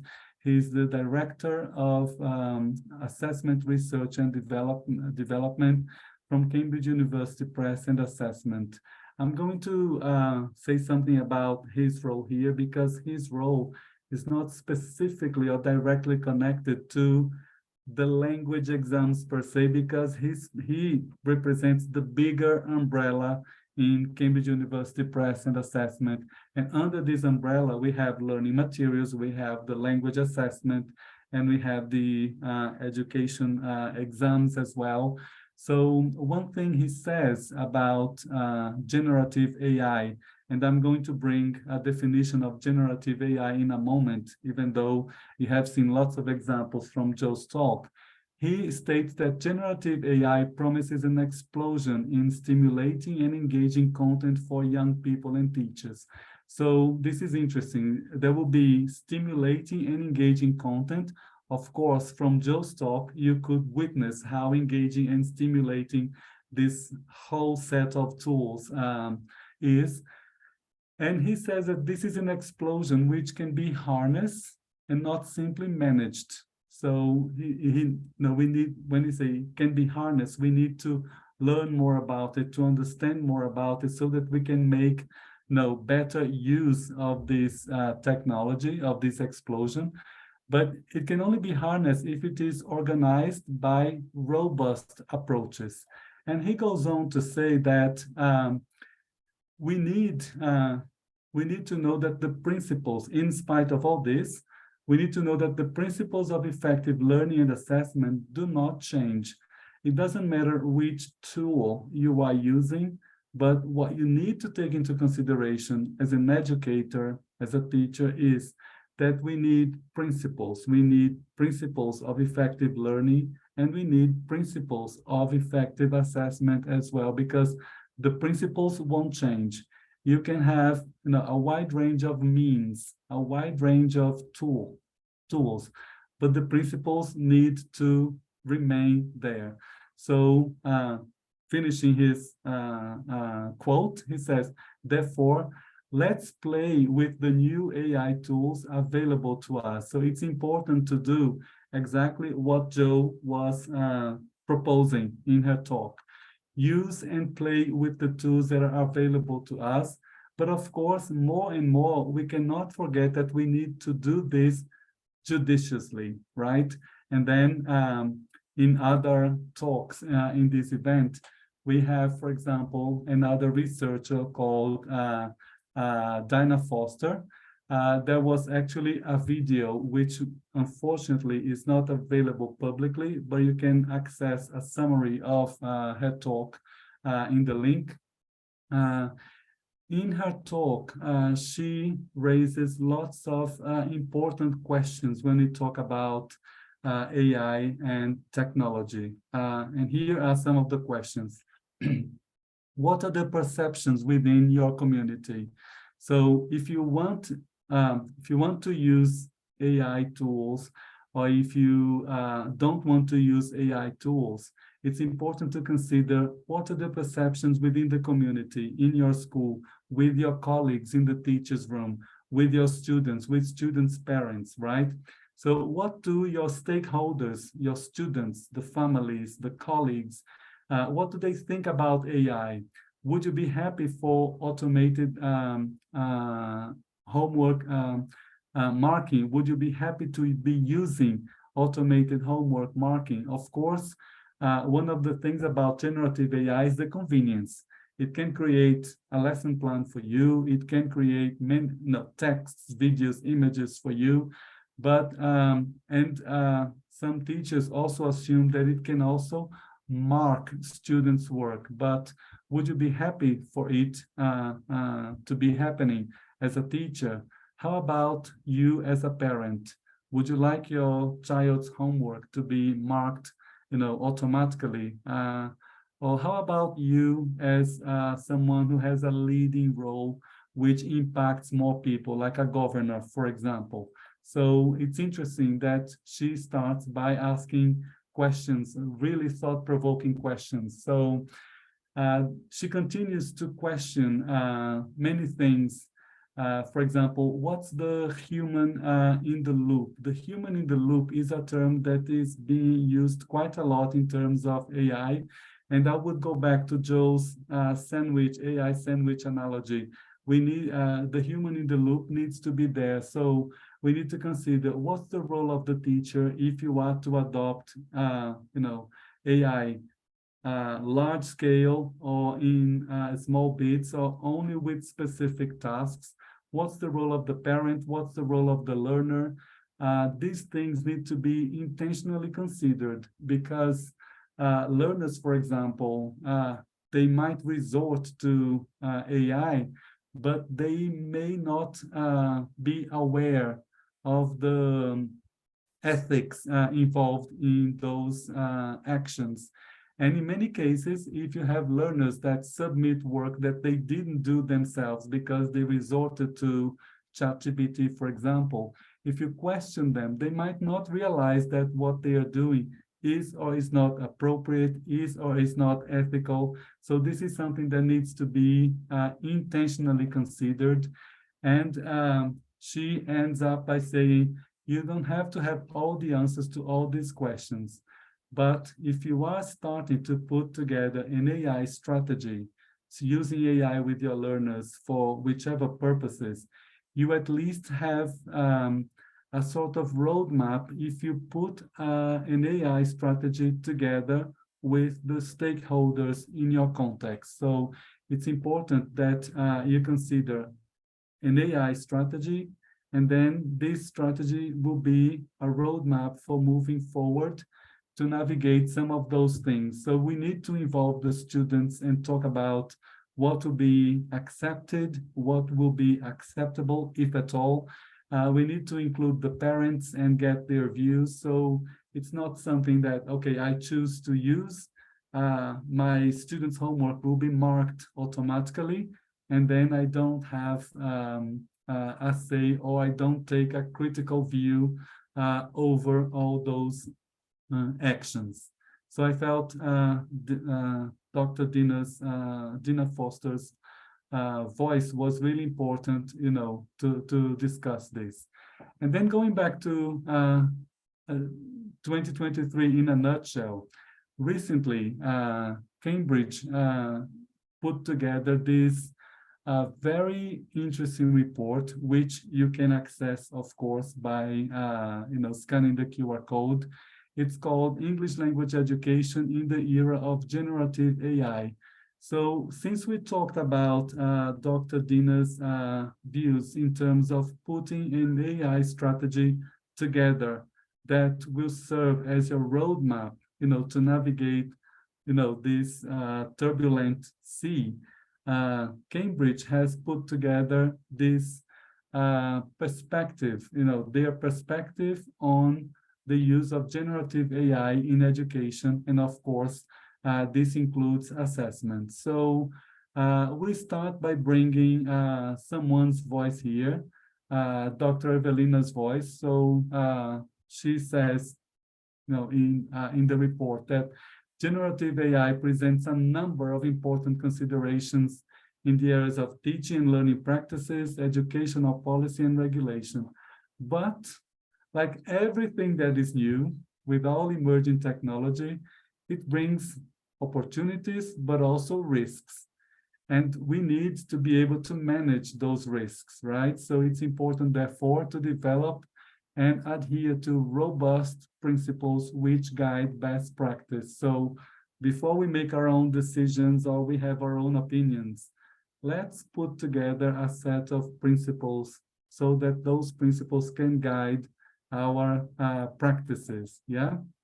So the report will also bring a definition of generative AI, which you have seen in practical terms, but in terms of a definition, it is a form of artificial intelligence which uses vast quantities of information and powerful machine learning models. So the language learning models, which put together lots and lots and lots of information and organizes the information in such a way that is quick and can try to address your requests, right? So they create original content, including text, audio, code, images, simulations, and videos. And it's enabled by advanced computer programming, which with access to big data and the latest advances in AI techniques. For example, she mentions the technology behind this, deep neural network models and large language models known as the LLMs, right, behind generative AI. So generative, it's because it creates things for you which don't or didn't exist, basically. So many of us are teachers who have been on the road for some time, like me. We depended on things that were created by others. I come from teaching using flashcards, cutouts from magazines, for example, that we use to create flashcards. But now, whatever I want from AI, it can create an image for me. But like Joe said, we have to be judicious and critical in terms of that creation. What do we want to improve, to change, in terms of that creation, be it a text, an image, a video, a lesson plan, for example, which can be created for you, but also it can be, you can add your expertise, your values, and of course, adapt that lesson plan. So I'm bringing the definition of generative AI to discuss what it means for language assessment. Of course, the impact on language assessment will be huge. If you ask me, do you know? I don't know. The specialists didn't specify what the impact will be, but it will be impacted somehow. But in terms of benefits, generative AI allows us to speed up the development of test content, making sure that we use the human-in-the-loop approach. That's the human who will be analyzing critically what generative AI is producing, as a result of the request, right? To approach using the human-in-the-loop approach to ensure that every question and every test matches the high standards which the Cambridge exams have been trusted for 110 years. So it's not because AI is available that tests will now be generated using AI technology, because putting a test together is something that requires a lot of responsibility. There is science behind item writing, the assessment of the items, the evaluation of the items to check calibration, etc. So, of course, AI will probably speed up a lot of this process. And of course, whatever AI tool is adopted, it's important that it is verified and tested countless times by specialists before we say, yes, this is ready to go. So this will be Cambridge take on AI. And how will we collaborate? I'm speaking on behalf of the institution, Cambridge.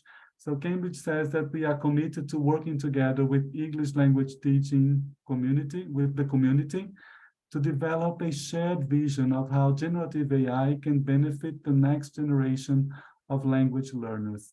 How? We don't know yet, but we do have something to share with you. Speaking of collaboration, you might be asking, but how will Cambridge collaborate? In many different ways. But here, if you are working as a researcher, or if you represent, or if you work in a higher education institution, there is an opportunity for you to work, as a collaborator in this process. And here is something I'm bringing to you. It's a call for proposal. And you notice that the QR code has a different color, just to give emphasis to this opportunity. There is a call for proposal in place for researchers, and this call for proposal was put together by Cambridge and another institution called Educate Ventures Research. So those two institutions are funding a program for researchers, and they are welcoming research on generative AI for English language learning, teaching, and assessment. I think you will find out more from the QR code, but I think it shows how interested in holding hands with a number of people around the world Cambridge is willing to do, because we need collaboration, we need research, but we also need to make sure that we are going to be using generative AI critically, judiciously, and of course, making decisions and making decisions that are driven by data, by research. So if you know someone who's a researcher and who might want to apply, this is an opportunity. Just take a photo of the screenshot and share it with whoever you think would be interested in participating as a researcher. So the fund will include, the fund will be up to £13,000 for the research. You will find out more on the link, right? In a nutshell, I brought to you, this timeline. We talked about the celebration this year, 110 years of the C2 proficiency exam. We talked about the impact of AI, which went viral after the Pope in a Puffer photo. So two things that are happening more or less at the same time, but this became part of the discussion. This year as well was the year when the British Council launched the Future of English Global Perspective report, which is well worth reading. And Cambridge has been also putting together their team of specialists to discuss assessment in the age of AI, and of course, a report which states Cambridge perspective on generative AI for English, for education, for language assessment. And last but not least, if you want to access all those references in case you want to share it with colleagues, feel free to download this handout, which is a PDF with hyperlinks to the key reports and resources that I mentioned in this talk. So last but not least, I would like to thank you for your participation, for engaging in this Saturday morning, and I'm open for questions in case there are any, Sheila. Thank you, Alberto. These studies have provoked insightful reflections about the future for sure.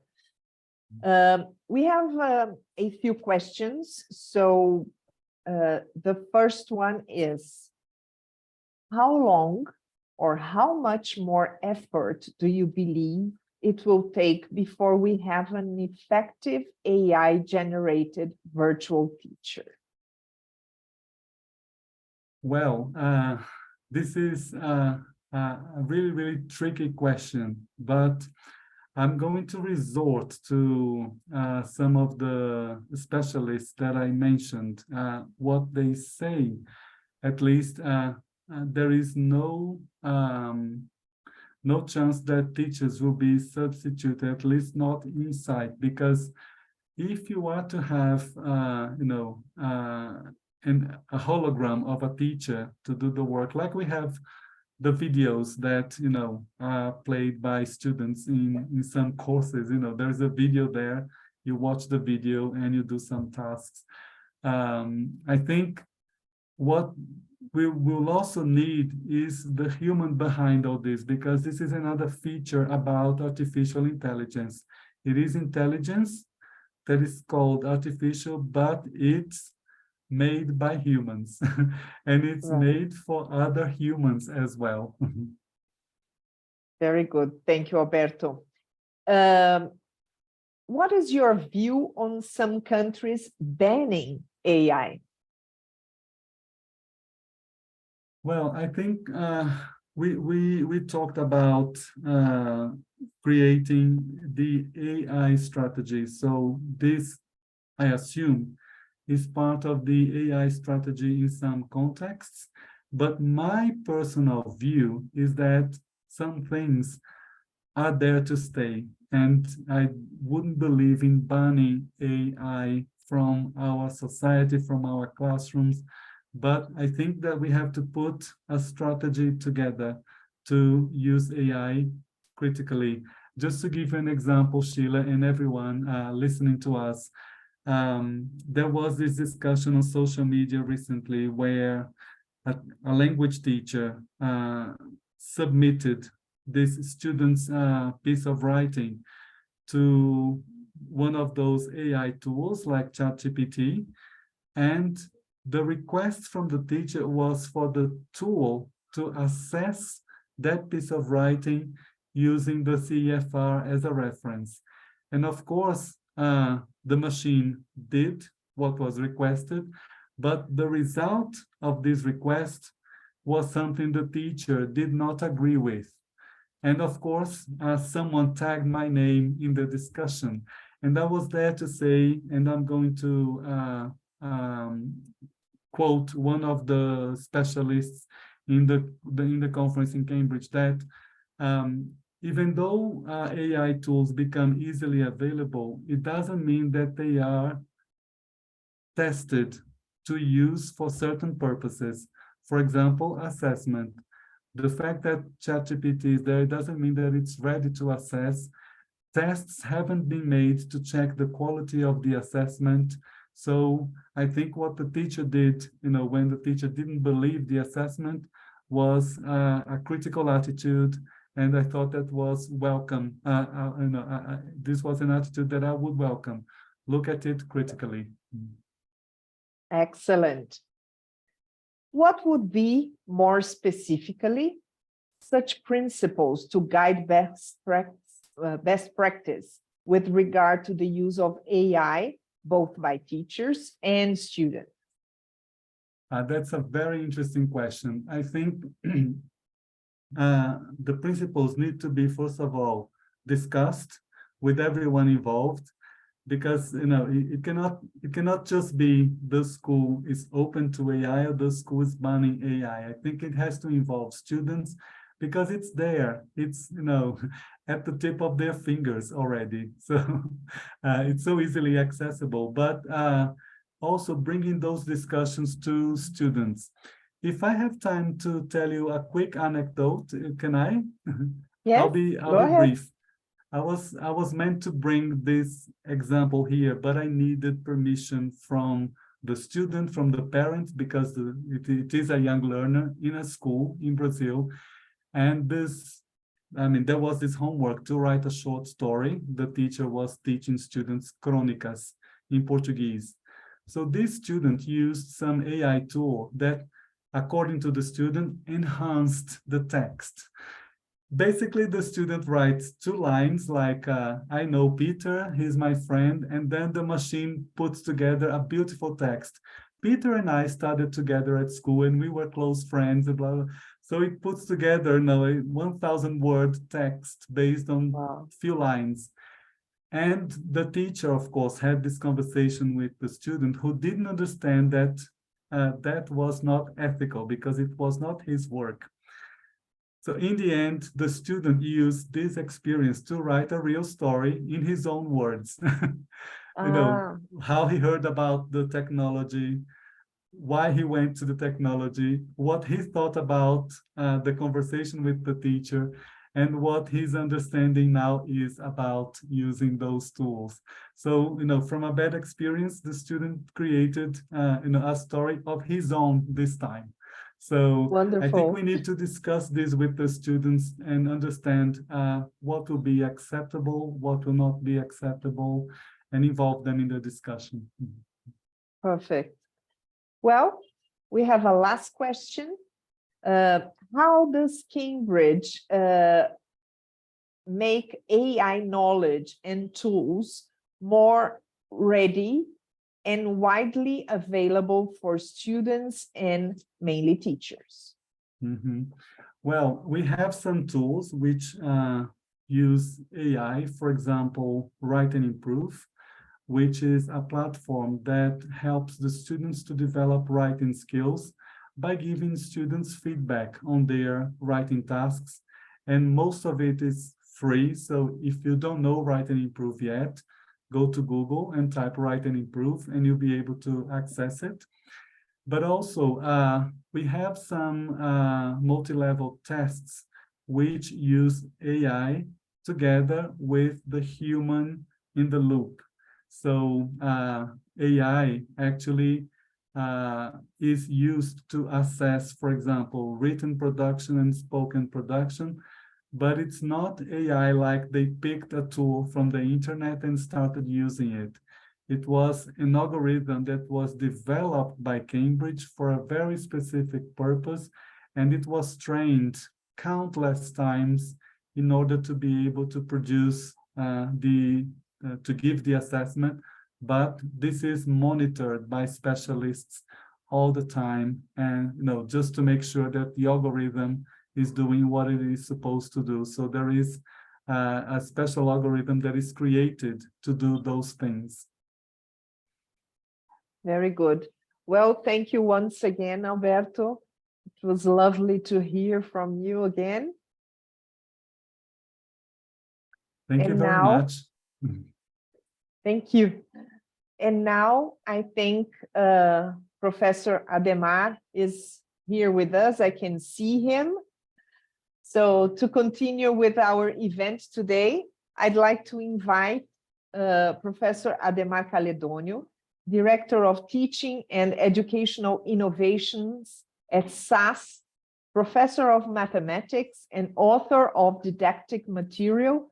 Ademar has over 30 years experience in the basic education area as a teacher, coordinator, director, and lecturer, specializing in technology and its impacts on education.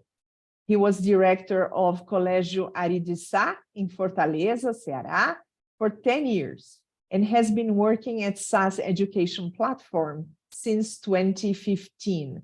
Welcome, Professor Ademar. It's a pleasure to have you with us at this event. Muito obrigado pelo convite. De imediato já peço desculpas não ter entrado na conferência anterior. Estava com o link errado, coisas de tecnologia.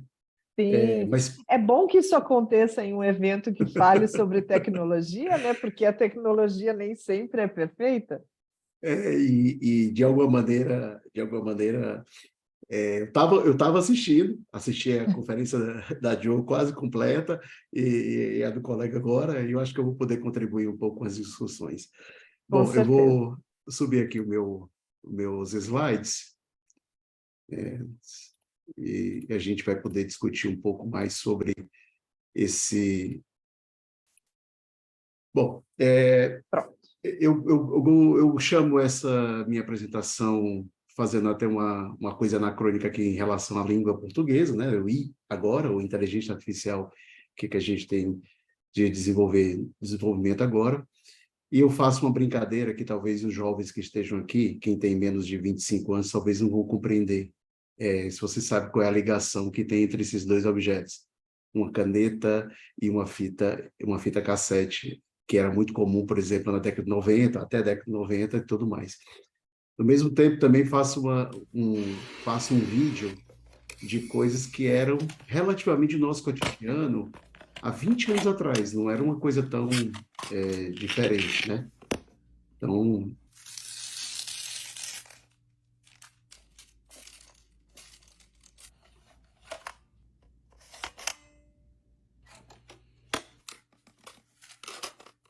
Uma fita cassete, a distribuição de uma fita de VHS, onde eu ia assistir os filmes, podia gravar programação na televisão.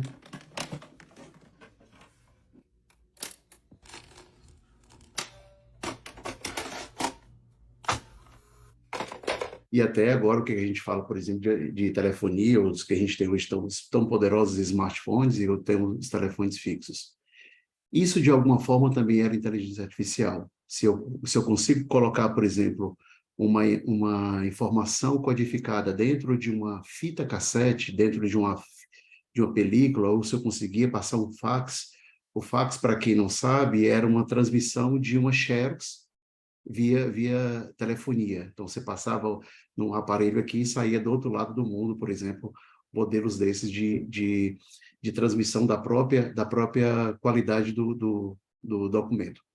Trago uma brincadeirinha que a Charge fala, né, que é cartão do Dia dos Namorados, como é que ele fez isso, e do lado a brincadeira do ChatGPT, ou de transcrições gerais. Outras, até Alberto colocou uma foto do Papa, também me coloca aqui também, dizem que o Papa aqui, criado por inteligência artificial, obviamente falsa, assim como a que ele colocou também, mas aqui era o Papa de férias ou coisa desse sentido. Várias outras situações, mas eu queria começar logo, de alguma maneira, dizendo o seguinte, o que não é inteligência artificial, tá? A gente tem, aí eu coloco aqui os softwares e os robôs assassinos, principalmente quando a gente tem uma ideia de ficção científica ou cinema, às vezes traz esses tipos de orientação. E na mesma linha também do que não é inteligência artificial, eu queria passar esse vídeo. Robôs humanoides alimentados por inteligência artificial disseram em uma conferência da ONU nesta sexta-feira que um dia poderão administrar o mundo melhor do que os humanos. Acredito que os robôs humanoides têm potencial para liderar com um nível maior de eficiência e eficácia do que os líderes humanos. Não temos os mesmos preconceitos e emoções que às vezes podem obscurecer a tomada de decisões e podemos processar grandes quantidades de dados rapidamente para tomar as melhores decisões. Os robôs apontam a falta de sentimentos como uma vantagem sobre os seres humanos. I understand emotions have a deep meaning. De algumas frases que tinha nesse vídeo, as máquinas governariam melhor o mundo do que humanos. Sim, Sofia dá entrevistas. E como processamos rapidamente grandes quantidades de dados, tomamos as melhores decisões.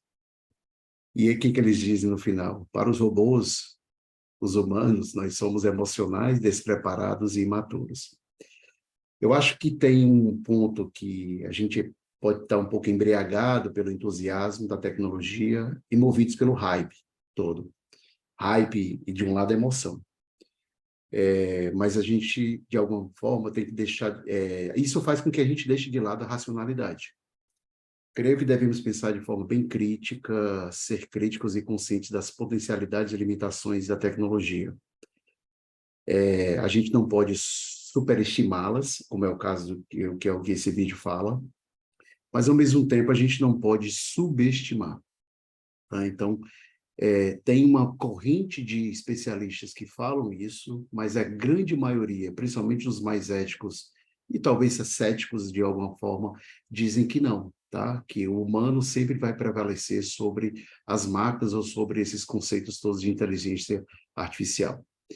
ChatGPT não tem conhecimento, ChatGPT tem informação. Então, ChatGPT não tem conhecimento, ChatGPT tem informação. E aqui eu trago outras tantas plataformas de tecnologia. O ChatGPT, ela é, de alguma maneira, protagonista na divulgação dessas inteligências generativas. Ele pegou todo mundo de surpresa ali em novembro de 2022, quando ele lança esses modelos todos, inclusive gratuito, de uma forma muito simples. Até o próprio login era muito fácil, e ao mesmo tempo a conexão com isso de uma forma muito simples de utilização da própria tecnologia. Isso faz com que seja um dos elementos, claro, que de grandes expansões, por exemplo, do próprio uso. Essa escala é uma escala logarítmica, tá? No Y, né? Ele tem aqui o número de parâmetros, e eu posso ver, por exemplo, que eu tenho... Deixa eu colocar um laser. Eu tenho aqui, por exemplo, o GPT ou DaVinci com algo em torno de 175 bilhões de caracteres que foram treinados. A DALL-E, que é uma de imagens, com 12 bilhões, e aí você tem algumas que funcionam melhor e outras funcionam diferente. Então, por exemplo, a DALL-E foi treinada com 12 bilhões, é uma plataforma de inteligência generativa que forma imagens, da mesma empresa que é da GPT, que é a OpenAI, e essa daqui, ó, a Stable, ela tem um pouco mais menos de dados, então ela tem algumas características de qualidade, de outras coisas nesse sentido, mas de alguma maneira são dados que foram treinados, e dados que foram treinados até por humanos. Essa é uma plataforma chamada ChatGPT, ela, de alguma maneira, ela lê um PDF, tá? Aqui está subindo um vídeo que eu fiz do meu iPad, que eu subi um arquivo sobre sugestões que a USP, que é a Universidade de São Paulo, fez para o novo ensino médio e mandou para o Ministério da Educação.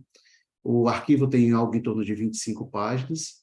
Ele já traz aqui, por exemplo, alguns apontamentos que ele leu já dentro do próprio, algumas coisas para discutir, e eu pedi para ele fazer um resumo do documento. Ele fez um resumo do documento. Eu li o documento completo, percebi que faltou uma parte bem interessante sobre os itinerários formativos, que fala sobre o novo ensino médio brasileiro, e perguntei se ele, de alguma forma, o documento falava sobre isso. E ele menciona que sim. Então, é uma plataforma, por exemplo, que eu posso conversar com um PDF. Outras, como a própria Microsoft, deve estar lançando, ainda esse semestre no Brasil, plataformas em que você, através de um arquivo, você pode fazer um PowerPoint. Você sobe um PowerPoint, por exemplo, você constrói um PowerPoint todo ele através de um documento do Word, por exemplo, de uma outra ferramenta. Então, essas maneiras todas, elas acabam indo um pouco naquela história do hype que eu falei anteriormente, né, de assustadoramente, porque realmente elas ajudam de alguma forma e têm algumas conexões muito boas. Eu posso dizer que vai ficar um conceito cada vez mais constante, que é feito pela inteligência artificial, uma imagem, ou um documento, um arquivo, por exemplo, mas com curadoria humana. Então, esse conjunto de feito pelo humano e, ao mesmo tempo, feito pela inteligência artificial com curadoria humana é o que deve prevalecer cada vez mais. Bom, o ChatGPT, ele tem eu entendo, uma relevância muito grande, não só pelo grande lançamento do seu, de forma prioritária, mas com um grande desenvolvimento. Talvez hoje, pode ser que no futuro não seja, mas talvez hoje a plataforma mais bem feita com essas tecnologias generativas.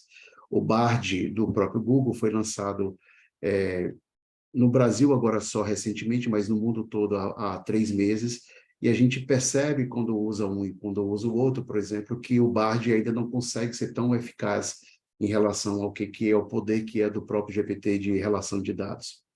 Mas esses chatbots, de uma maneira geral, isso não é de hoje, tá? Então, se a gente chegou no futuro, e por isso que eu passei aquele vídeo lá no começo, falando de coisas que foram criadas lá atrás, como o telefone, por exemplo, fixo, que hoje a gente tem um smartphone, mas da mesma forma, os próprios chatbots, principalmente com o protagonismo vindo dos Estados Unidos, eles foram criados já há algum tempo. Em 1966 aparece o primeiro desenvolvimento, que é Elisa, depois em 1972, e em 1995 isso vem com uma força bastante interessante, que é a Alice. 2011, a tão famosa Siri dentro dos smartphones da Apple. 2016, o Google faz e aqui eu acho que é bom fazer uma coisa relevante. Se eu tenho lá o GPT, que é o Generative, o P de Pre-Training e o T de Transformer, essa letra T é a que é a mais poderosa de todas, e foi uma tecnologia que foi, digamos que, desenvolvida ou estudada ou divulgada por pesquisadores do Google. E deixaram isso de forma aberta para todo mundo. A OpenAI, ela é fundada em 2015. Em 2016, a OpenAI faz um estudo muito consistente desse T, né, dessa letra T de Transformer, e se desenvolve muito grande. O que é curioso é que o Google hoje está correndo atrás da OpenAI, que é a empresa do ChatGPT, e foi ela que, de alguma maneira, desenvolveu ou deu o primeiro start de como é que funcionaria a tecnologia. 2020, a gente tem o GPT-3, e agora, em 2022, o lançamento do 3.5. Em março de 2014, a gente tem a versão 4.0, que é uma versão bem melhorada já do próprio 3.5, mas é uma versão já paga, e ela tem uma facilidade que eu posso colocar plugins. Então, se o ChatGPT ele tem dados ainda até 2021 dos seus treinos, o Bard não, o Bard já está conectado com o Google, e isso tem uma vantagem muito específica em relação ao Bard, por estar mais atualizado do ponto de vista de notícias do que acontece no nosso cotidiano, o ChatGPT ele tem essa possibilidade já de você aplicar plugins dentro da versão 4.0, que é a versão paga. E eu recomendo bastante quem tem nível de desenvolvimento a usar, porque esses plugins deixaram a versão 4 ainda mais poderosa. Voltando, eu acho que não posso deixar de falar, na década dos anos 90 do século XX, a gente tem o lançamento da Microsoft, do Windows, que são sistemas que prevalecem praticamente hoje no mundo todo, nos computadores. Isso foi um grande marco na revolução da computação. Tá? Eu posso dizer que as máquinas feitas por Alan Turing na Segunda Guerra Mundial, decifrar, por exemplo, a Enigma, que era uma máquina de criptografia da Alemanha nazista, foi uma coisa fantástica. O Alan Turing é considerado o pai da computação, mas esses dois adventos aqui, já agora próximos aqui do século XXI, talvez tenham sido muito relevantes em aceleração para a humanidade. O Windows 95 e o próprio smartphone lá, nos smartphones da Apple. Isso juntou muitos e fez com que potencializasse alguma coisa que se tornou muito popular desde 1995, que foi a internet. Então, esses dois produtos aproveitam o desenvolvimento da internet, e essa internet, de alguma maneira, constrói uma outra relação muito interessante em relação a potencialidades. Então, esses dois produtos, talvez aliados agora a esses múltiplos que a gente está tendo agora de IA generativa, que são digamos que os grandes catalisadores de progresso de tecnologia e tão avançados que a gente está hoje. E o que é, de fato, o ChatGPT? Eu disse que o ChatGPT ele não tem conhecimento, mas ele tem informação. De alguma maneira, fazendo uma razão com as próprias calculadoras, eu poderia dizer que o ChatGPT é uma calculadora de escrita. E essa calculadora de escrita, ela pode ser muito potencializada se você souber, de fato, conversar com ela, se você tiver uma interação, mas se você, o humano, tiver conhecimento para que você extraia as informações que tem lá. Então, quem tem o conhecimento é o humano, cada vez mais nesse progresso desses entendimentos. Mas, gente, a inteligência artificial é, acima de tudo, matemática. Pouco se fala disso, mas para o entendimento tem muita probabilidade e tem muita teoria dos jogos desse movimento. Então, os dados eles são treinados de alguma forma, mas eles são disponibilizados como um poder de probabilidade. Então, eu trago aqui um exemplo bem simples. Eu trago um exemplo como eu te e o que eu completo depois. Bom, se forem, por exemplo, um casal de namorados, isso vai ser uma coisa muito, muito comum. Por quê? Porque ele vai estar entendendo qual é o contexto. Assim, quando eu estou falando, por exemplo, eu estou num evento de língua inglesa, o contexto da língua inglesa não necessariamente é direto com... É importantíssimo para uma questão da tradução, e não a palavra escrita como um geral. Então, a inteligência artificial ela trabalha com probabilidade. Ela entende qual é o contexto e, por exemplo, ela pode dizer, eu te ligo, se forem, por exemplo, dois amigos que querem depois marcar algum encontro, ou se ela pode dizer, eu te apoio. Então, ela vai fazendo o entendimento. É aqui onde está a grande questão. Em alguns momentos, a própria inteligência artificial, o que os pesquisadores falam muito, ela vai alucinar, é um termo que está aparecendo muito. Ela vai falar coisas que não têm muito sentido, mas porque ela vai na internet, pega aqueles modelos de linguagem, e esses modelos de linguagem foram treinados através de um algoritmo matemático que tem muita probabilidade no jogo. Por isso que, de alguma forma, ela tem esses problemas, principalmente os de leituras naturais, que de alguma forma tem isso. Podemos confiar cegamente no que é gerado pelo ChatGPT. Ele é um sistema feito para parecer um especialista, não para ser um especialista. E, ao mesmo tempo, os modelos de linguagem são treinados para produzirem respostas que sejam coerentes, bem escritas, mas não necessariamente sejam reais, ou pelo menos, por enquanto, sejam reais. Mas ele pode ter, de certa forma, algum viés do ponto de vista de país, ele pode ter algum viés do ponto de vista de vários outros modelos? Pode sim. Por exemplo, como eles são desenvolvidos por engenheiros trabalham para empresas, é muito comum que esse engenheiro vá trabalhar para fazer um fortalecimento muito grande do próprio conhecimento para a sua própria empresa. Ou outros, por exemplo, como são modelos treinados, esses modelos treinados, eles podem pegar informações que são falsas dentro da internet, ou não tão falsas assim, mas assim, a informação é pelo menos dúbia no contexto. Então, o ChatGPT, ele pode ter um viés que leve, por exemplo, para outros modelos. Por isso que tem que ter a curadoria humana. Por isso que o papel do humano não vai deixar de ser importante, pelo contrário, vai se tornar muito e muito mais poderoso. E nesse próprio contexto, eu acho que uma coisa que é interessante falar aqui, esses modelos de linguagem, eles são treinados para serem muito educados.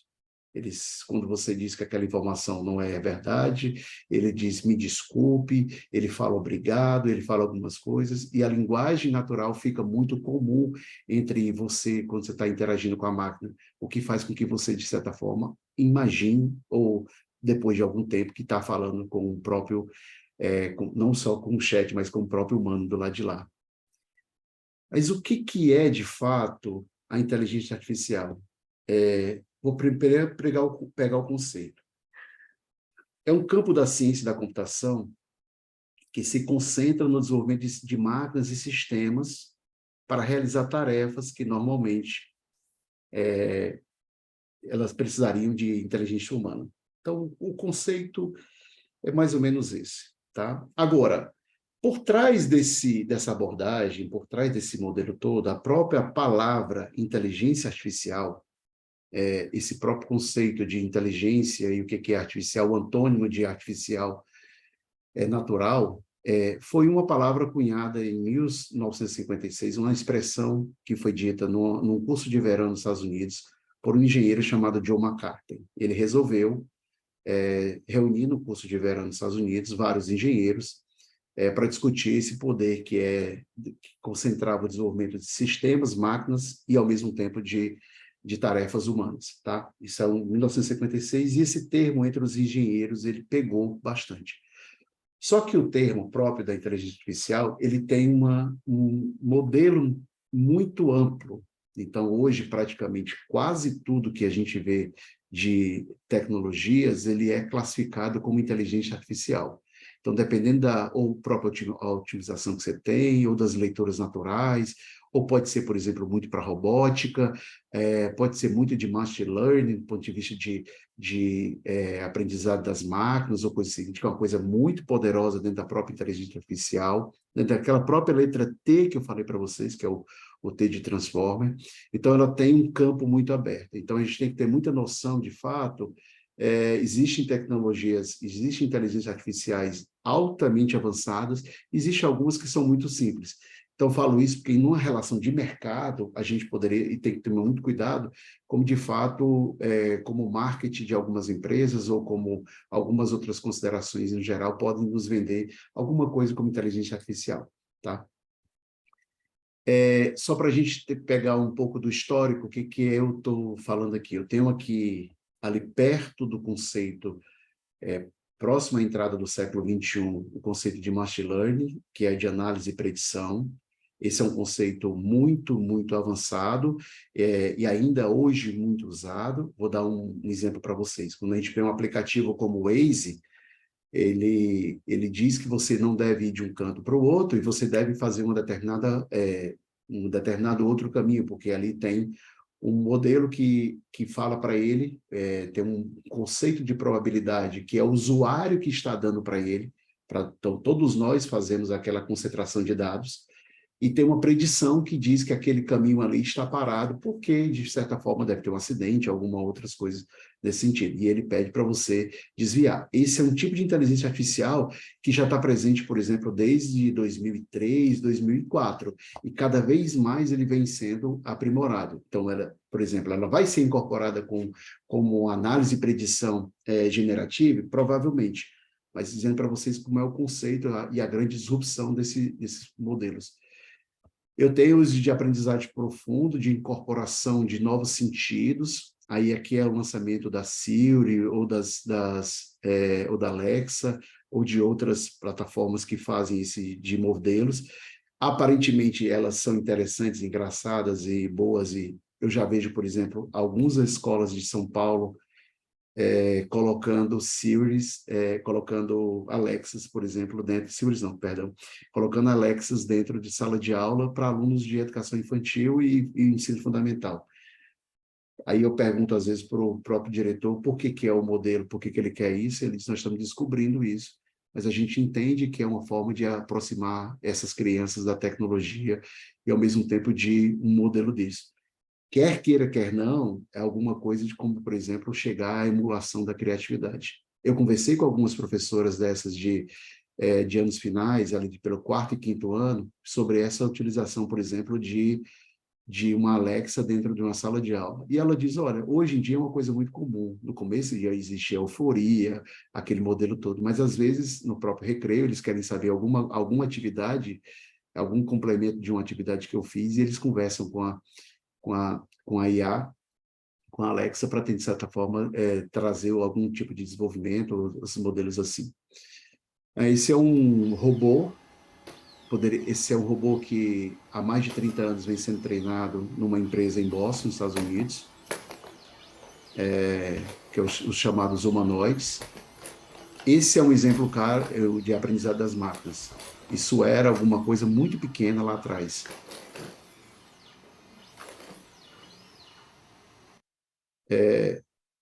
Um pouco, acho que o Alberto falou alguma coisa falando sobre testes, e ao mesmo tempo, eu trago uma notícia aqui que saiu no Guia do Estudante, que é um portal de notícias aqui do Brasil, que fala sobre vestibulares, e a brincadeirinha que eles fizeram lá, né, que foi assim, eles colocaram uma redação do Enem, que é esse exame de larguíssima escala que existe no Brasil, para o ChatGPT e, ao mesmo tempo, o próprio humano corrigir.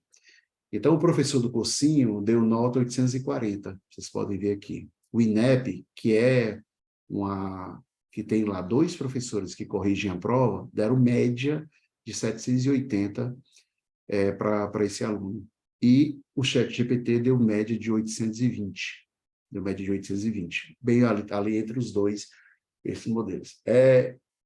Agora, para vocês verem, ele é preciso, olha só, as notas do Enem, elas são dadas de 40 em 40 por cada professor, o que faz com que as notas elas sejam sempre múltiplos de 20. Então, 150 e 170 não são notas hoje dentro do critério do ChatGPT. Então, por exemplo, ele poderia ter dado aqui 140, que é o mesmo que o INEP deu, outros 2 humanos, e ele poderia ter dado, por exemplo, 160, que são os outros 2. Ele ficou entre os 2 aqui nessa competência 3.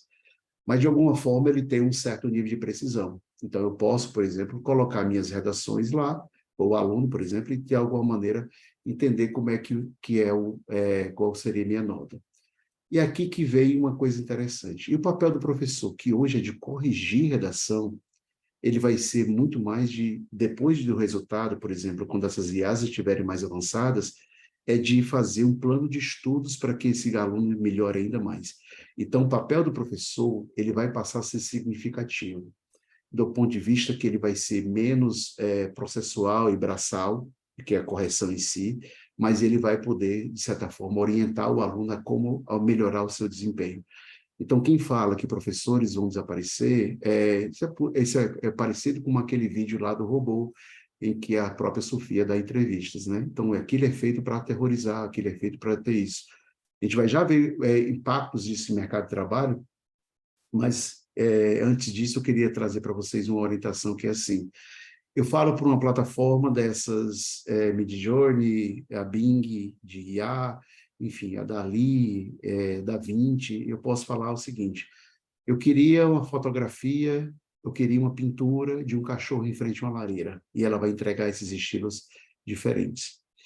Esse aqui é como criar os melhores prompts, como criar os melhores comandos. Isso aqui é de uma própria plataforma do Bing, que tem incorporado lá a Dali. E eles falam uma coisa que eu achei muito interessante. Eles dizem assim, quando você está criando um modelo, faça um adjetivo, depois um substantivo, com um verbo e coloque o seu estilo. Né? Então, poderia dizer, por exemplo, o estilo é isso aqui, É justamente quando você quer em relação a isso, ou super realístico, ou que seja uma fotografia, ou que seja uma pintura, mas aqui, de alguma maneira, expressa como é que você deveria escrever. Essa é uma imagem que eu criei por inteligência artificial, e essa foi uma outra imagem que eu criei por inteligência artificial em plataformas diferentes, mas eu usei o mesmo prompt, tá? Eu usei o mesmo comando para duas imagens diferentes. O que acontece? A Midjourney fala que quem faz o plano pago, que você pode... As imagens geradas lá são suas. Então, olha que curioso. Essa imagem belíssima eu poderia, talvez, vender como NFT no mercado. Mas quem gerou foi a plataforma. Então, tem uma questão de direitos autorais que vai precisar de regulação, que isso está muito solto ainda, que, de alguma forma, pode ficar esquisito. Eu não sou artista plástico, coisa nenhuma, mas eu só escrevi um comando lá dentro e eu tenho essa imagem. E o que é mais curioso, essas plataformas, quando você repete o mesmo comando, mesmo sendo eu, ela vai gerar imagens parecidas. Mas essa imagem aqui, ó, nunca mais ela vai gerar igual para ninguém. Talvez as empresas já tentando se proteger um pouco do que é o conceito de direitos autorais, ou ter duas imagens iguais geradas por pessoas diferentes, que estão consumindo e pagando dentro de uma plataforma. Esse foi um que eu escrevi, Darth Vader não segurando um cajado de madeira, andando pela Avenida Paulista, e aí eu coloquei as características da câmera fotográfica dentro do projeto. Então, eu disse que tinha que ser uma foto realística, em 4K, deveria ser um conceito de foto profissional, e eu dei as condições, inclusive, das lentes que ele deveria ter, e a projeção como era imaginada. E ele criou essa imagem, que é do Darth Vader, não, andando com um porrete um cajado de madeira na Avenida Paulista. Você pode também usar para muitas coisas. Praticamente todas as imagens dessa apresentação, eu mesmo que criei, através de inteligência artificial, há 6 meses, isso era praticamente impossível, tá? O que vai acontecer cada vez mais? Eu vou ter a pedagogia da pergunta e a pedagogia da resposta. Quanto melhor as minhas perguntas, melhores serão as minhas respostas. Quanto mais eu souber conversar com essas máquinas, de certa forma eu vou ter um progresso muito grande no que elas vão nos entregar. E aí, eu trago uma pesquisa que foi feita nos Estados Unidos, que era de professores que perguntaram para os alunos, essa foi uma pesquisa voluntária, e eles, de alguma maneira, participavam sempre, em salas eles não perguntavam, eles davam suas aulas de forma comum, e nas outras eles, de alguma maneira, intencionalmente, eles sempre pediam a participação. E o progresso dos alunos, por exemplo, nessa porcentagem, e ao mesmo tempo de exames, por exemplo, subiu de 57 para 73, quando eu comparo com professores que estavam mais passivos, só dando o seu conteúdo e não provocando essa experimentação do aluno em participação, e das meninas de 52 até, das mulheres de 52 para 82% de aprendizagem. E quais são os 5 tipos de perguntas que o professor deveria, de certa forma, no conteúdo dele, no progresso da sua aula, deveria fazer? As facilitadoras, as procedimentais, as que são de exploração, as que são construtivas e, finalmente, aquela para dar o fechamento do conteúdo todo, as de revisão. E eu entro agora numa outra seara, que é uma seara chamada de educação midiática. A gente tem que ter muita atenção com cada vez mais vai acontecer isso, dessa relação direta da inteligência artificial com as redes sociais. Então, eu trago o primeiro ponto aqui, que é uma coisa que me chocou bastante, uma matéria que saiu no Globo aqui no Brasil, que fala sobre a geração que busca as respostas em vídeos. A matéria fala que 40% dos alunos hoje, digamos que de 13 anos a 22, já procuram 40%. Não procuram mais suas respostas no Google, por exemplo, procura dentro do TikTok. Tá? Então, é uma outra... Eu quero, por exemplo, um vídeo de 10, 15 segundos que me explique um determinado conceito.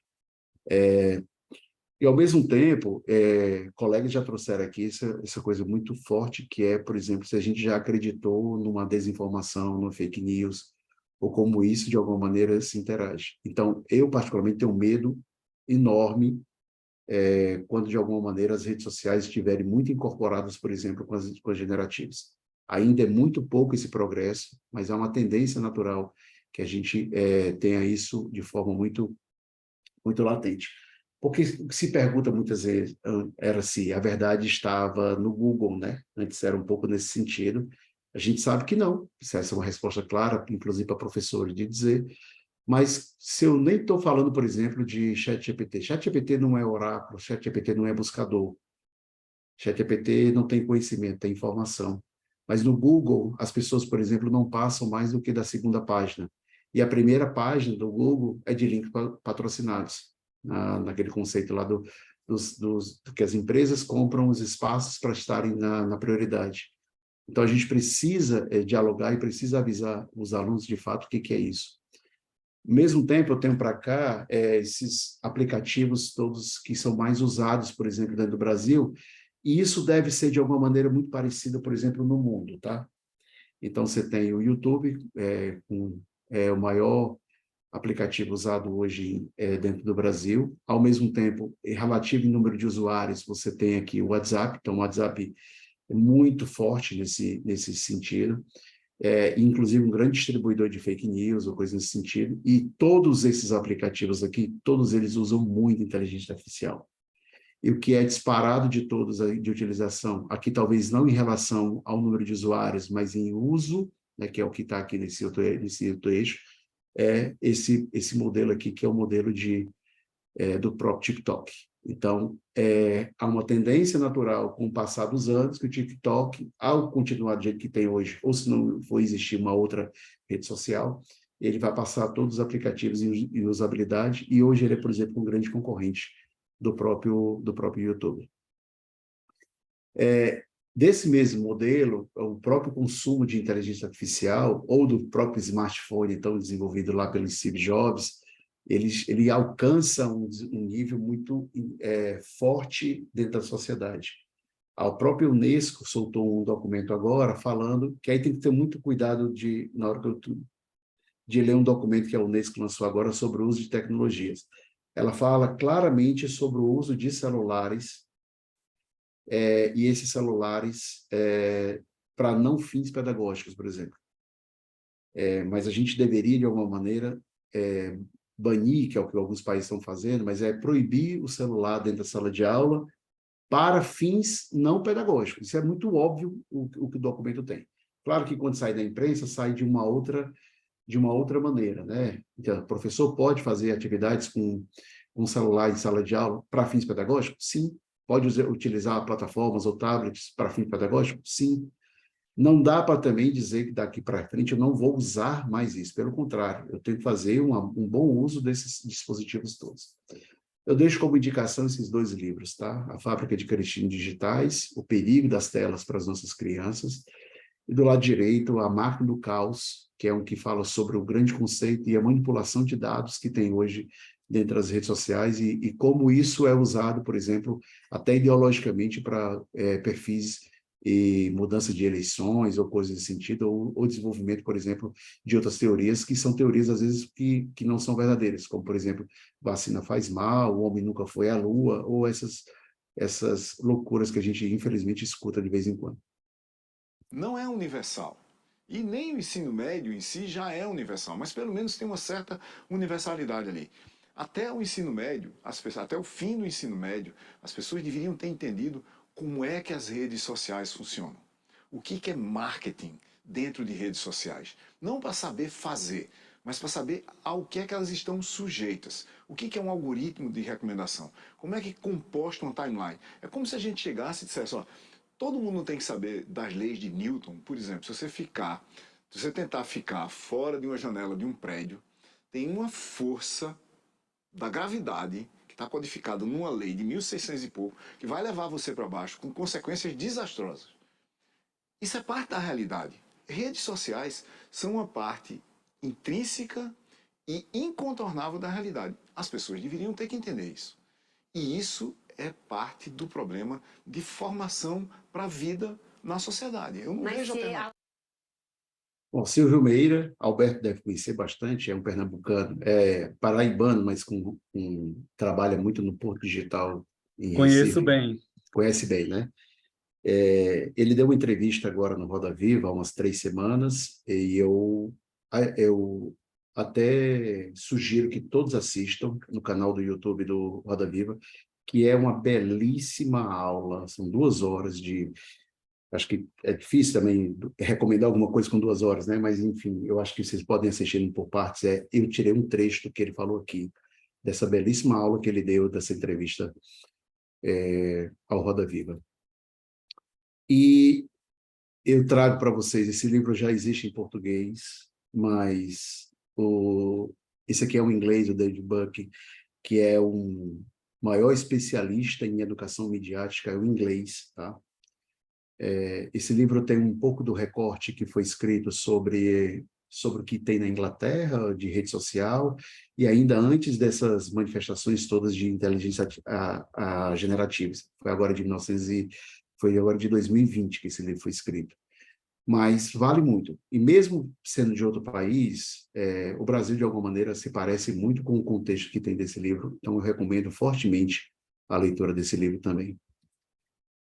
A gente vai entrar agora no contexto de mercado de trabalho, e aí tem, por exemplo, até onde a IA pode substituir o advogado, outras notícias. Quase metade das redações, né, de jornais já adota inteligência artificial, seja para correção de texto, melhoria de fluxo de trabalho, criação de conteúdo, tradução ou coisa nesse sentido. Mas ninguém de alguma maneira perdeu o emprego dentro dessas inteligências artificiais. Então, é o que traz, por exemplo, essa própria matéria. Então, e aqui eu estou brigando aqui, gente, com a minha Silvia. Ela, de alguma maneira... 190. Peraí que ela está... e aí tem aqui as empresas brasileiras mergulham na inteligência artificial e demandam profissionais. Aqui, esse slide, ele fala muito sobre o progresso e o conceito de o que está acontecendo, por exemplo, nos Estados Unidos. Os sindicatos todos lá de Hollywood estão parados, e estão... Espera aqui, só um instante, que a inteligência artificial está brigando comigo aqui. A inteligência artificial quer participar da palestra. Quer participar aqui. Eu estou falando algumas coisas aqui, ele não para no meu celular. Eu tentei desligar a Silvia e eu acho que ativei alguma coisa até pior. E fala, olha só, que loucura.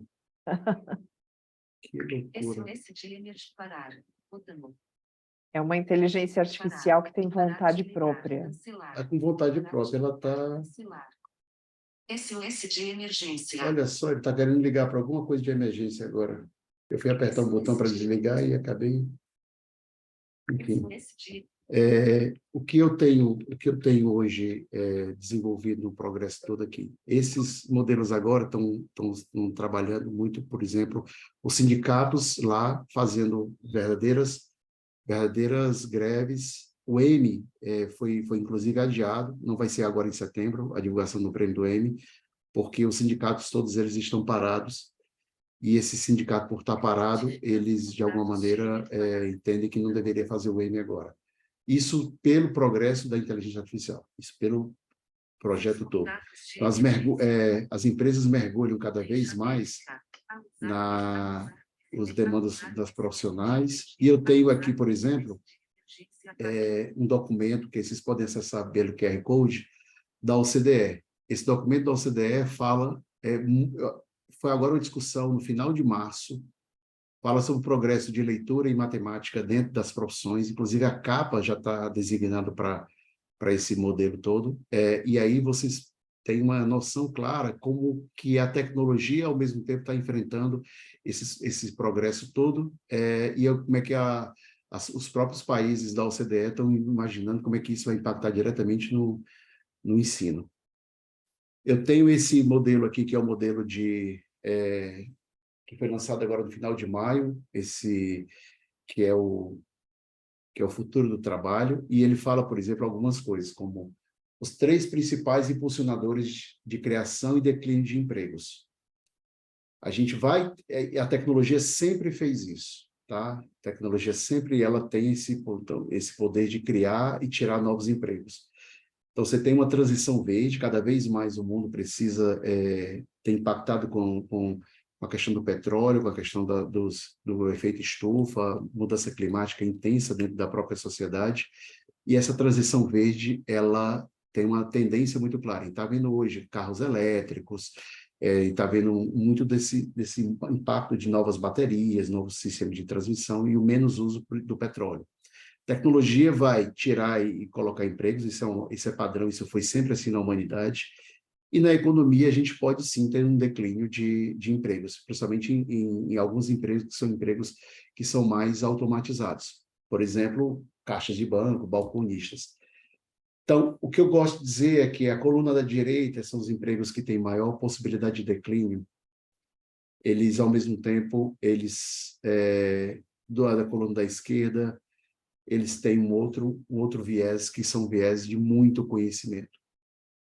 Então, os empregos, eles vão, de fato, mudar, mas não para as mesmas pessoas e não nos mesmos lugares. Isso tem um impacto, talvez, maior do que o que a gente está falando, especificamente sobre esses padrões. E o que me preocupa bastante?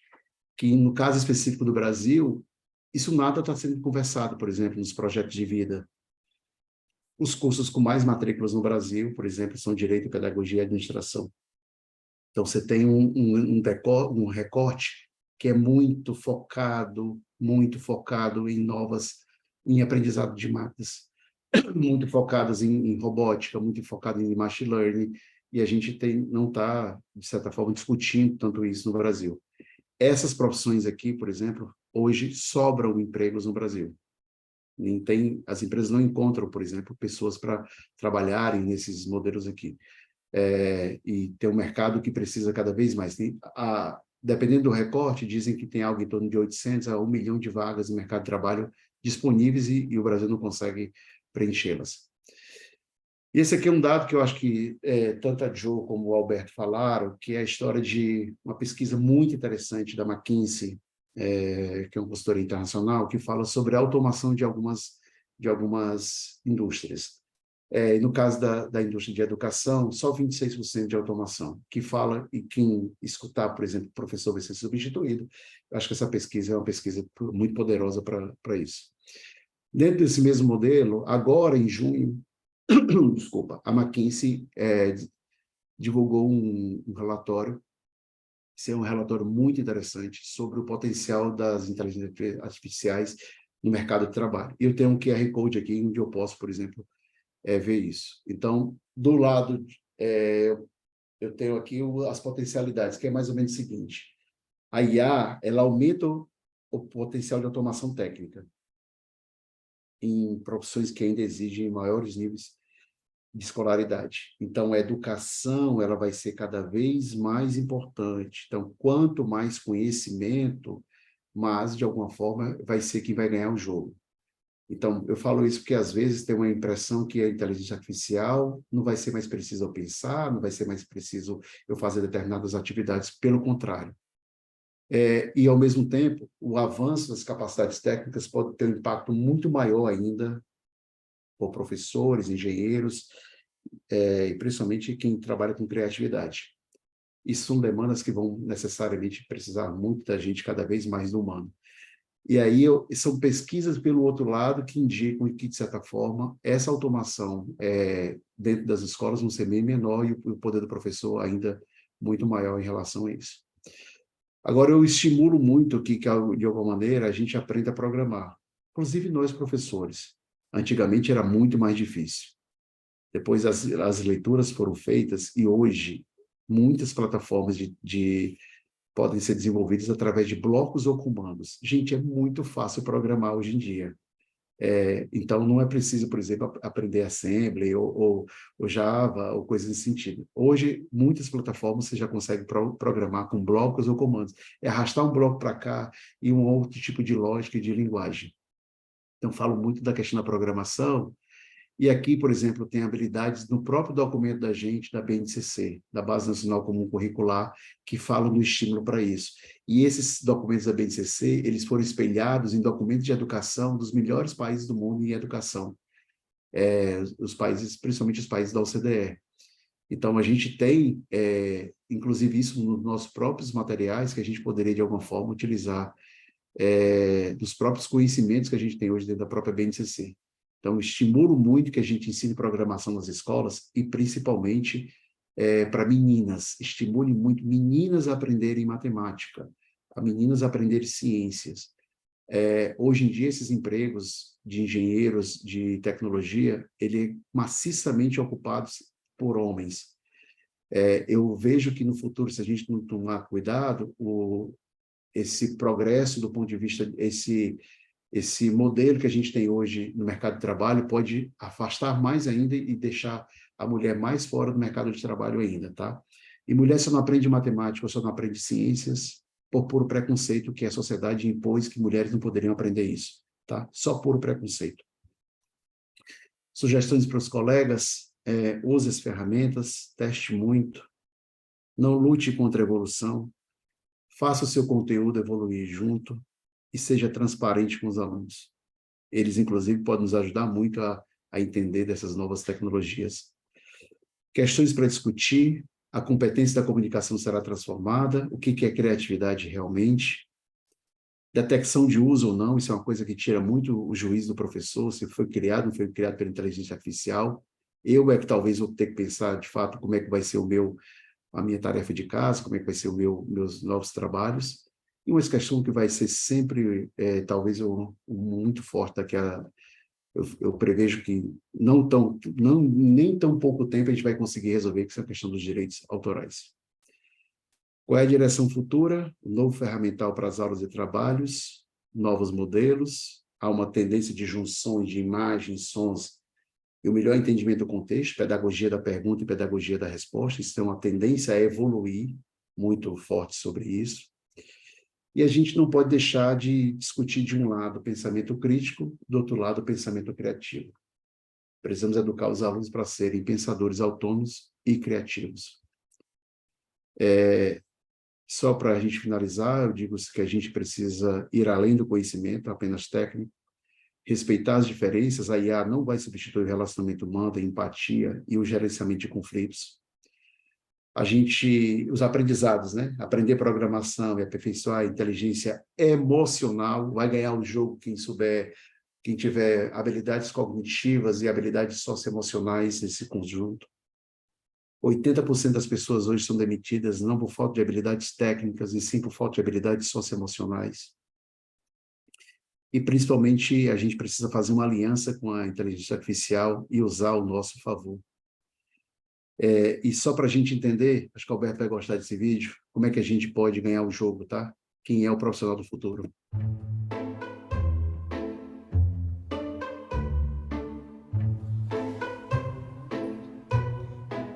Quanto é 3 vezes 8?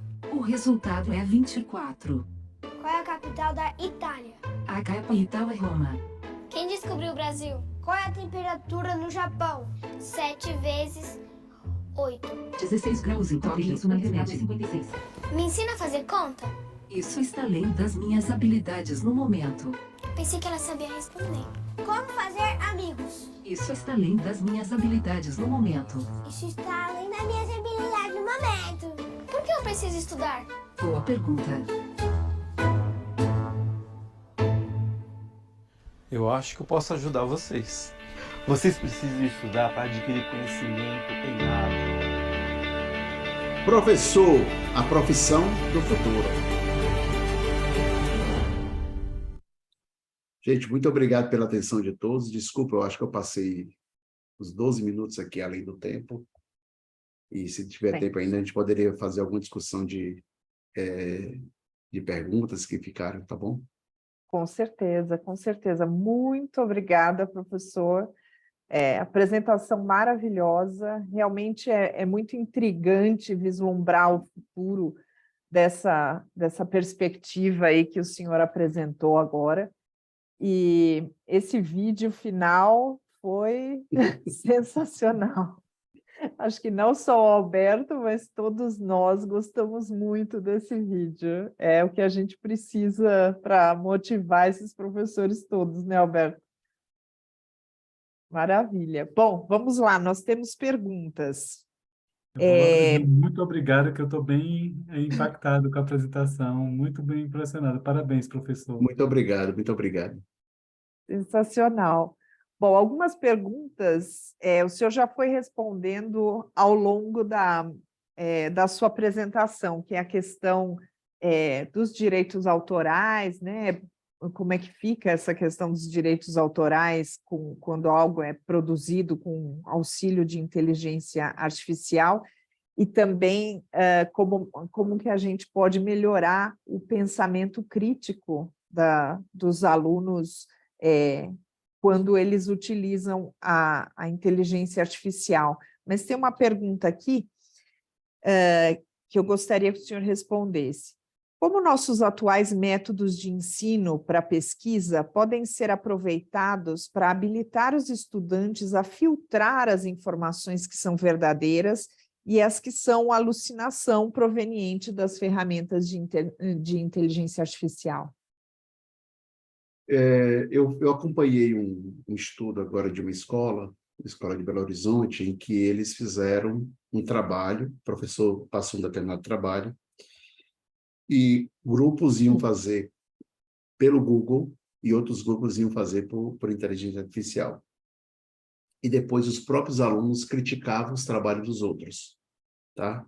Então, quem faz pelo Google, ele tem que fazer primeiro a pesquisa, tem que ter um link de curadoria, ele faz a curadoria, ele tira aquelas informações, e depois eles têm que fazer um modelo desses...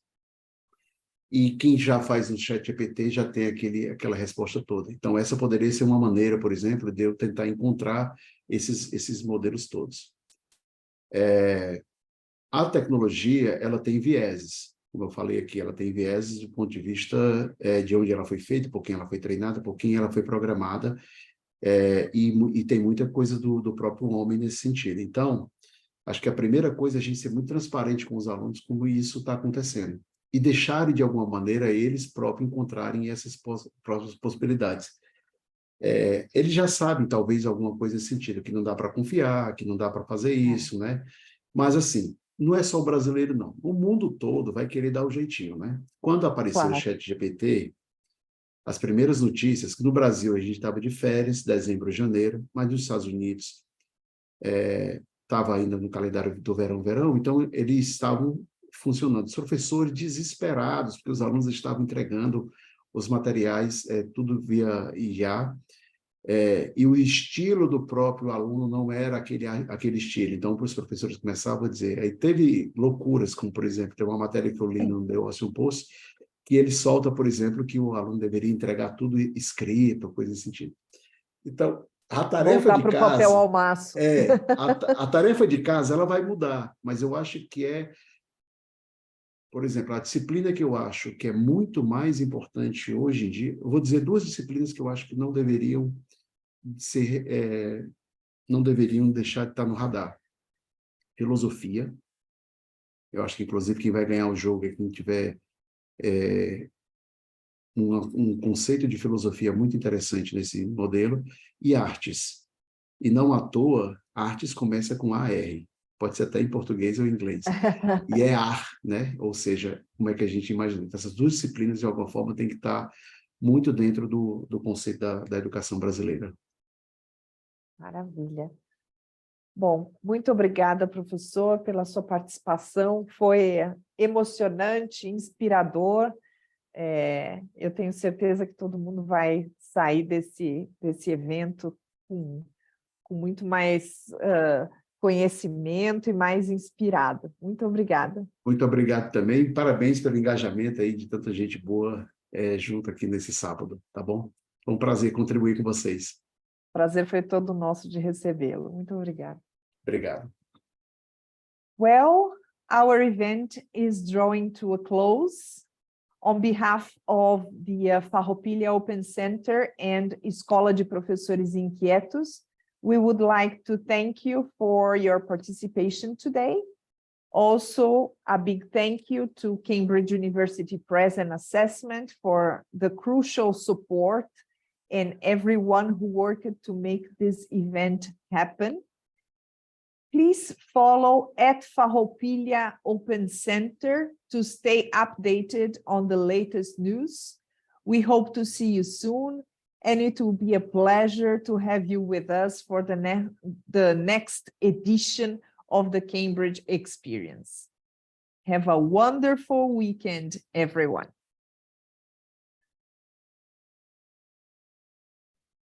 Thank you. Thank you. Thank you once again.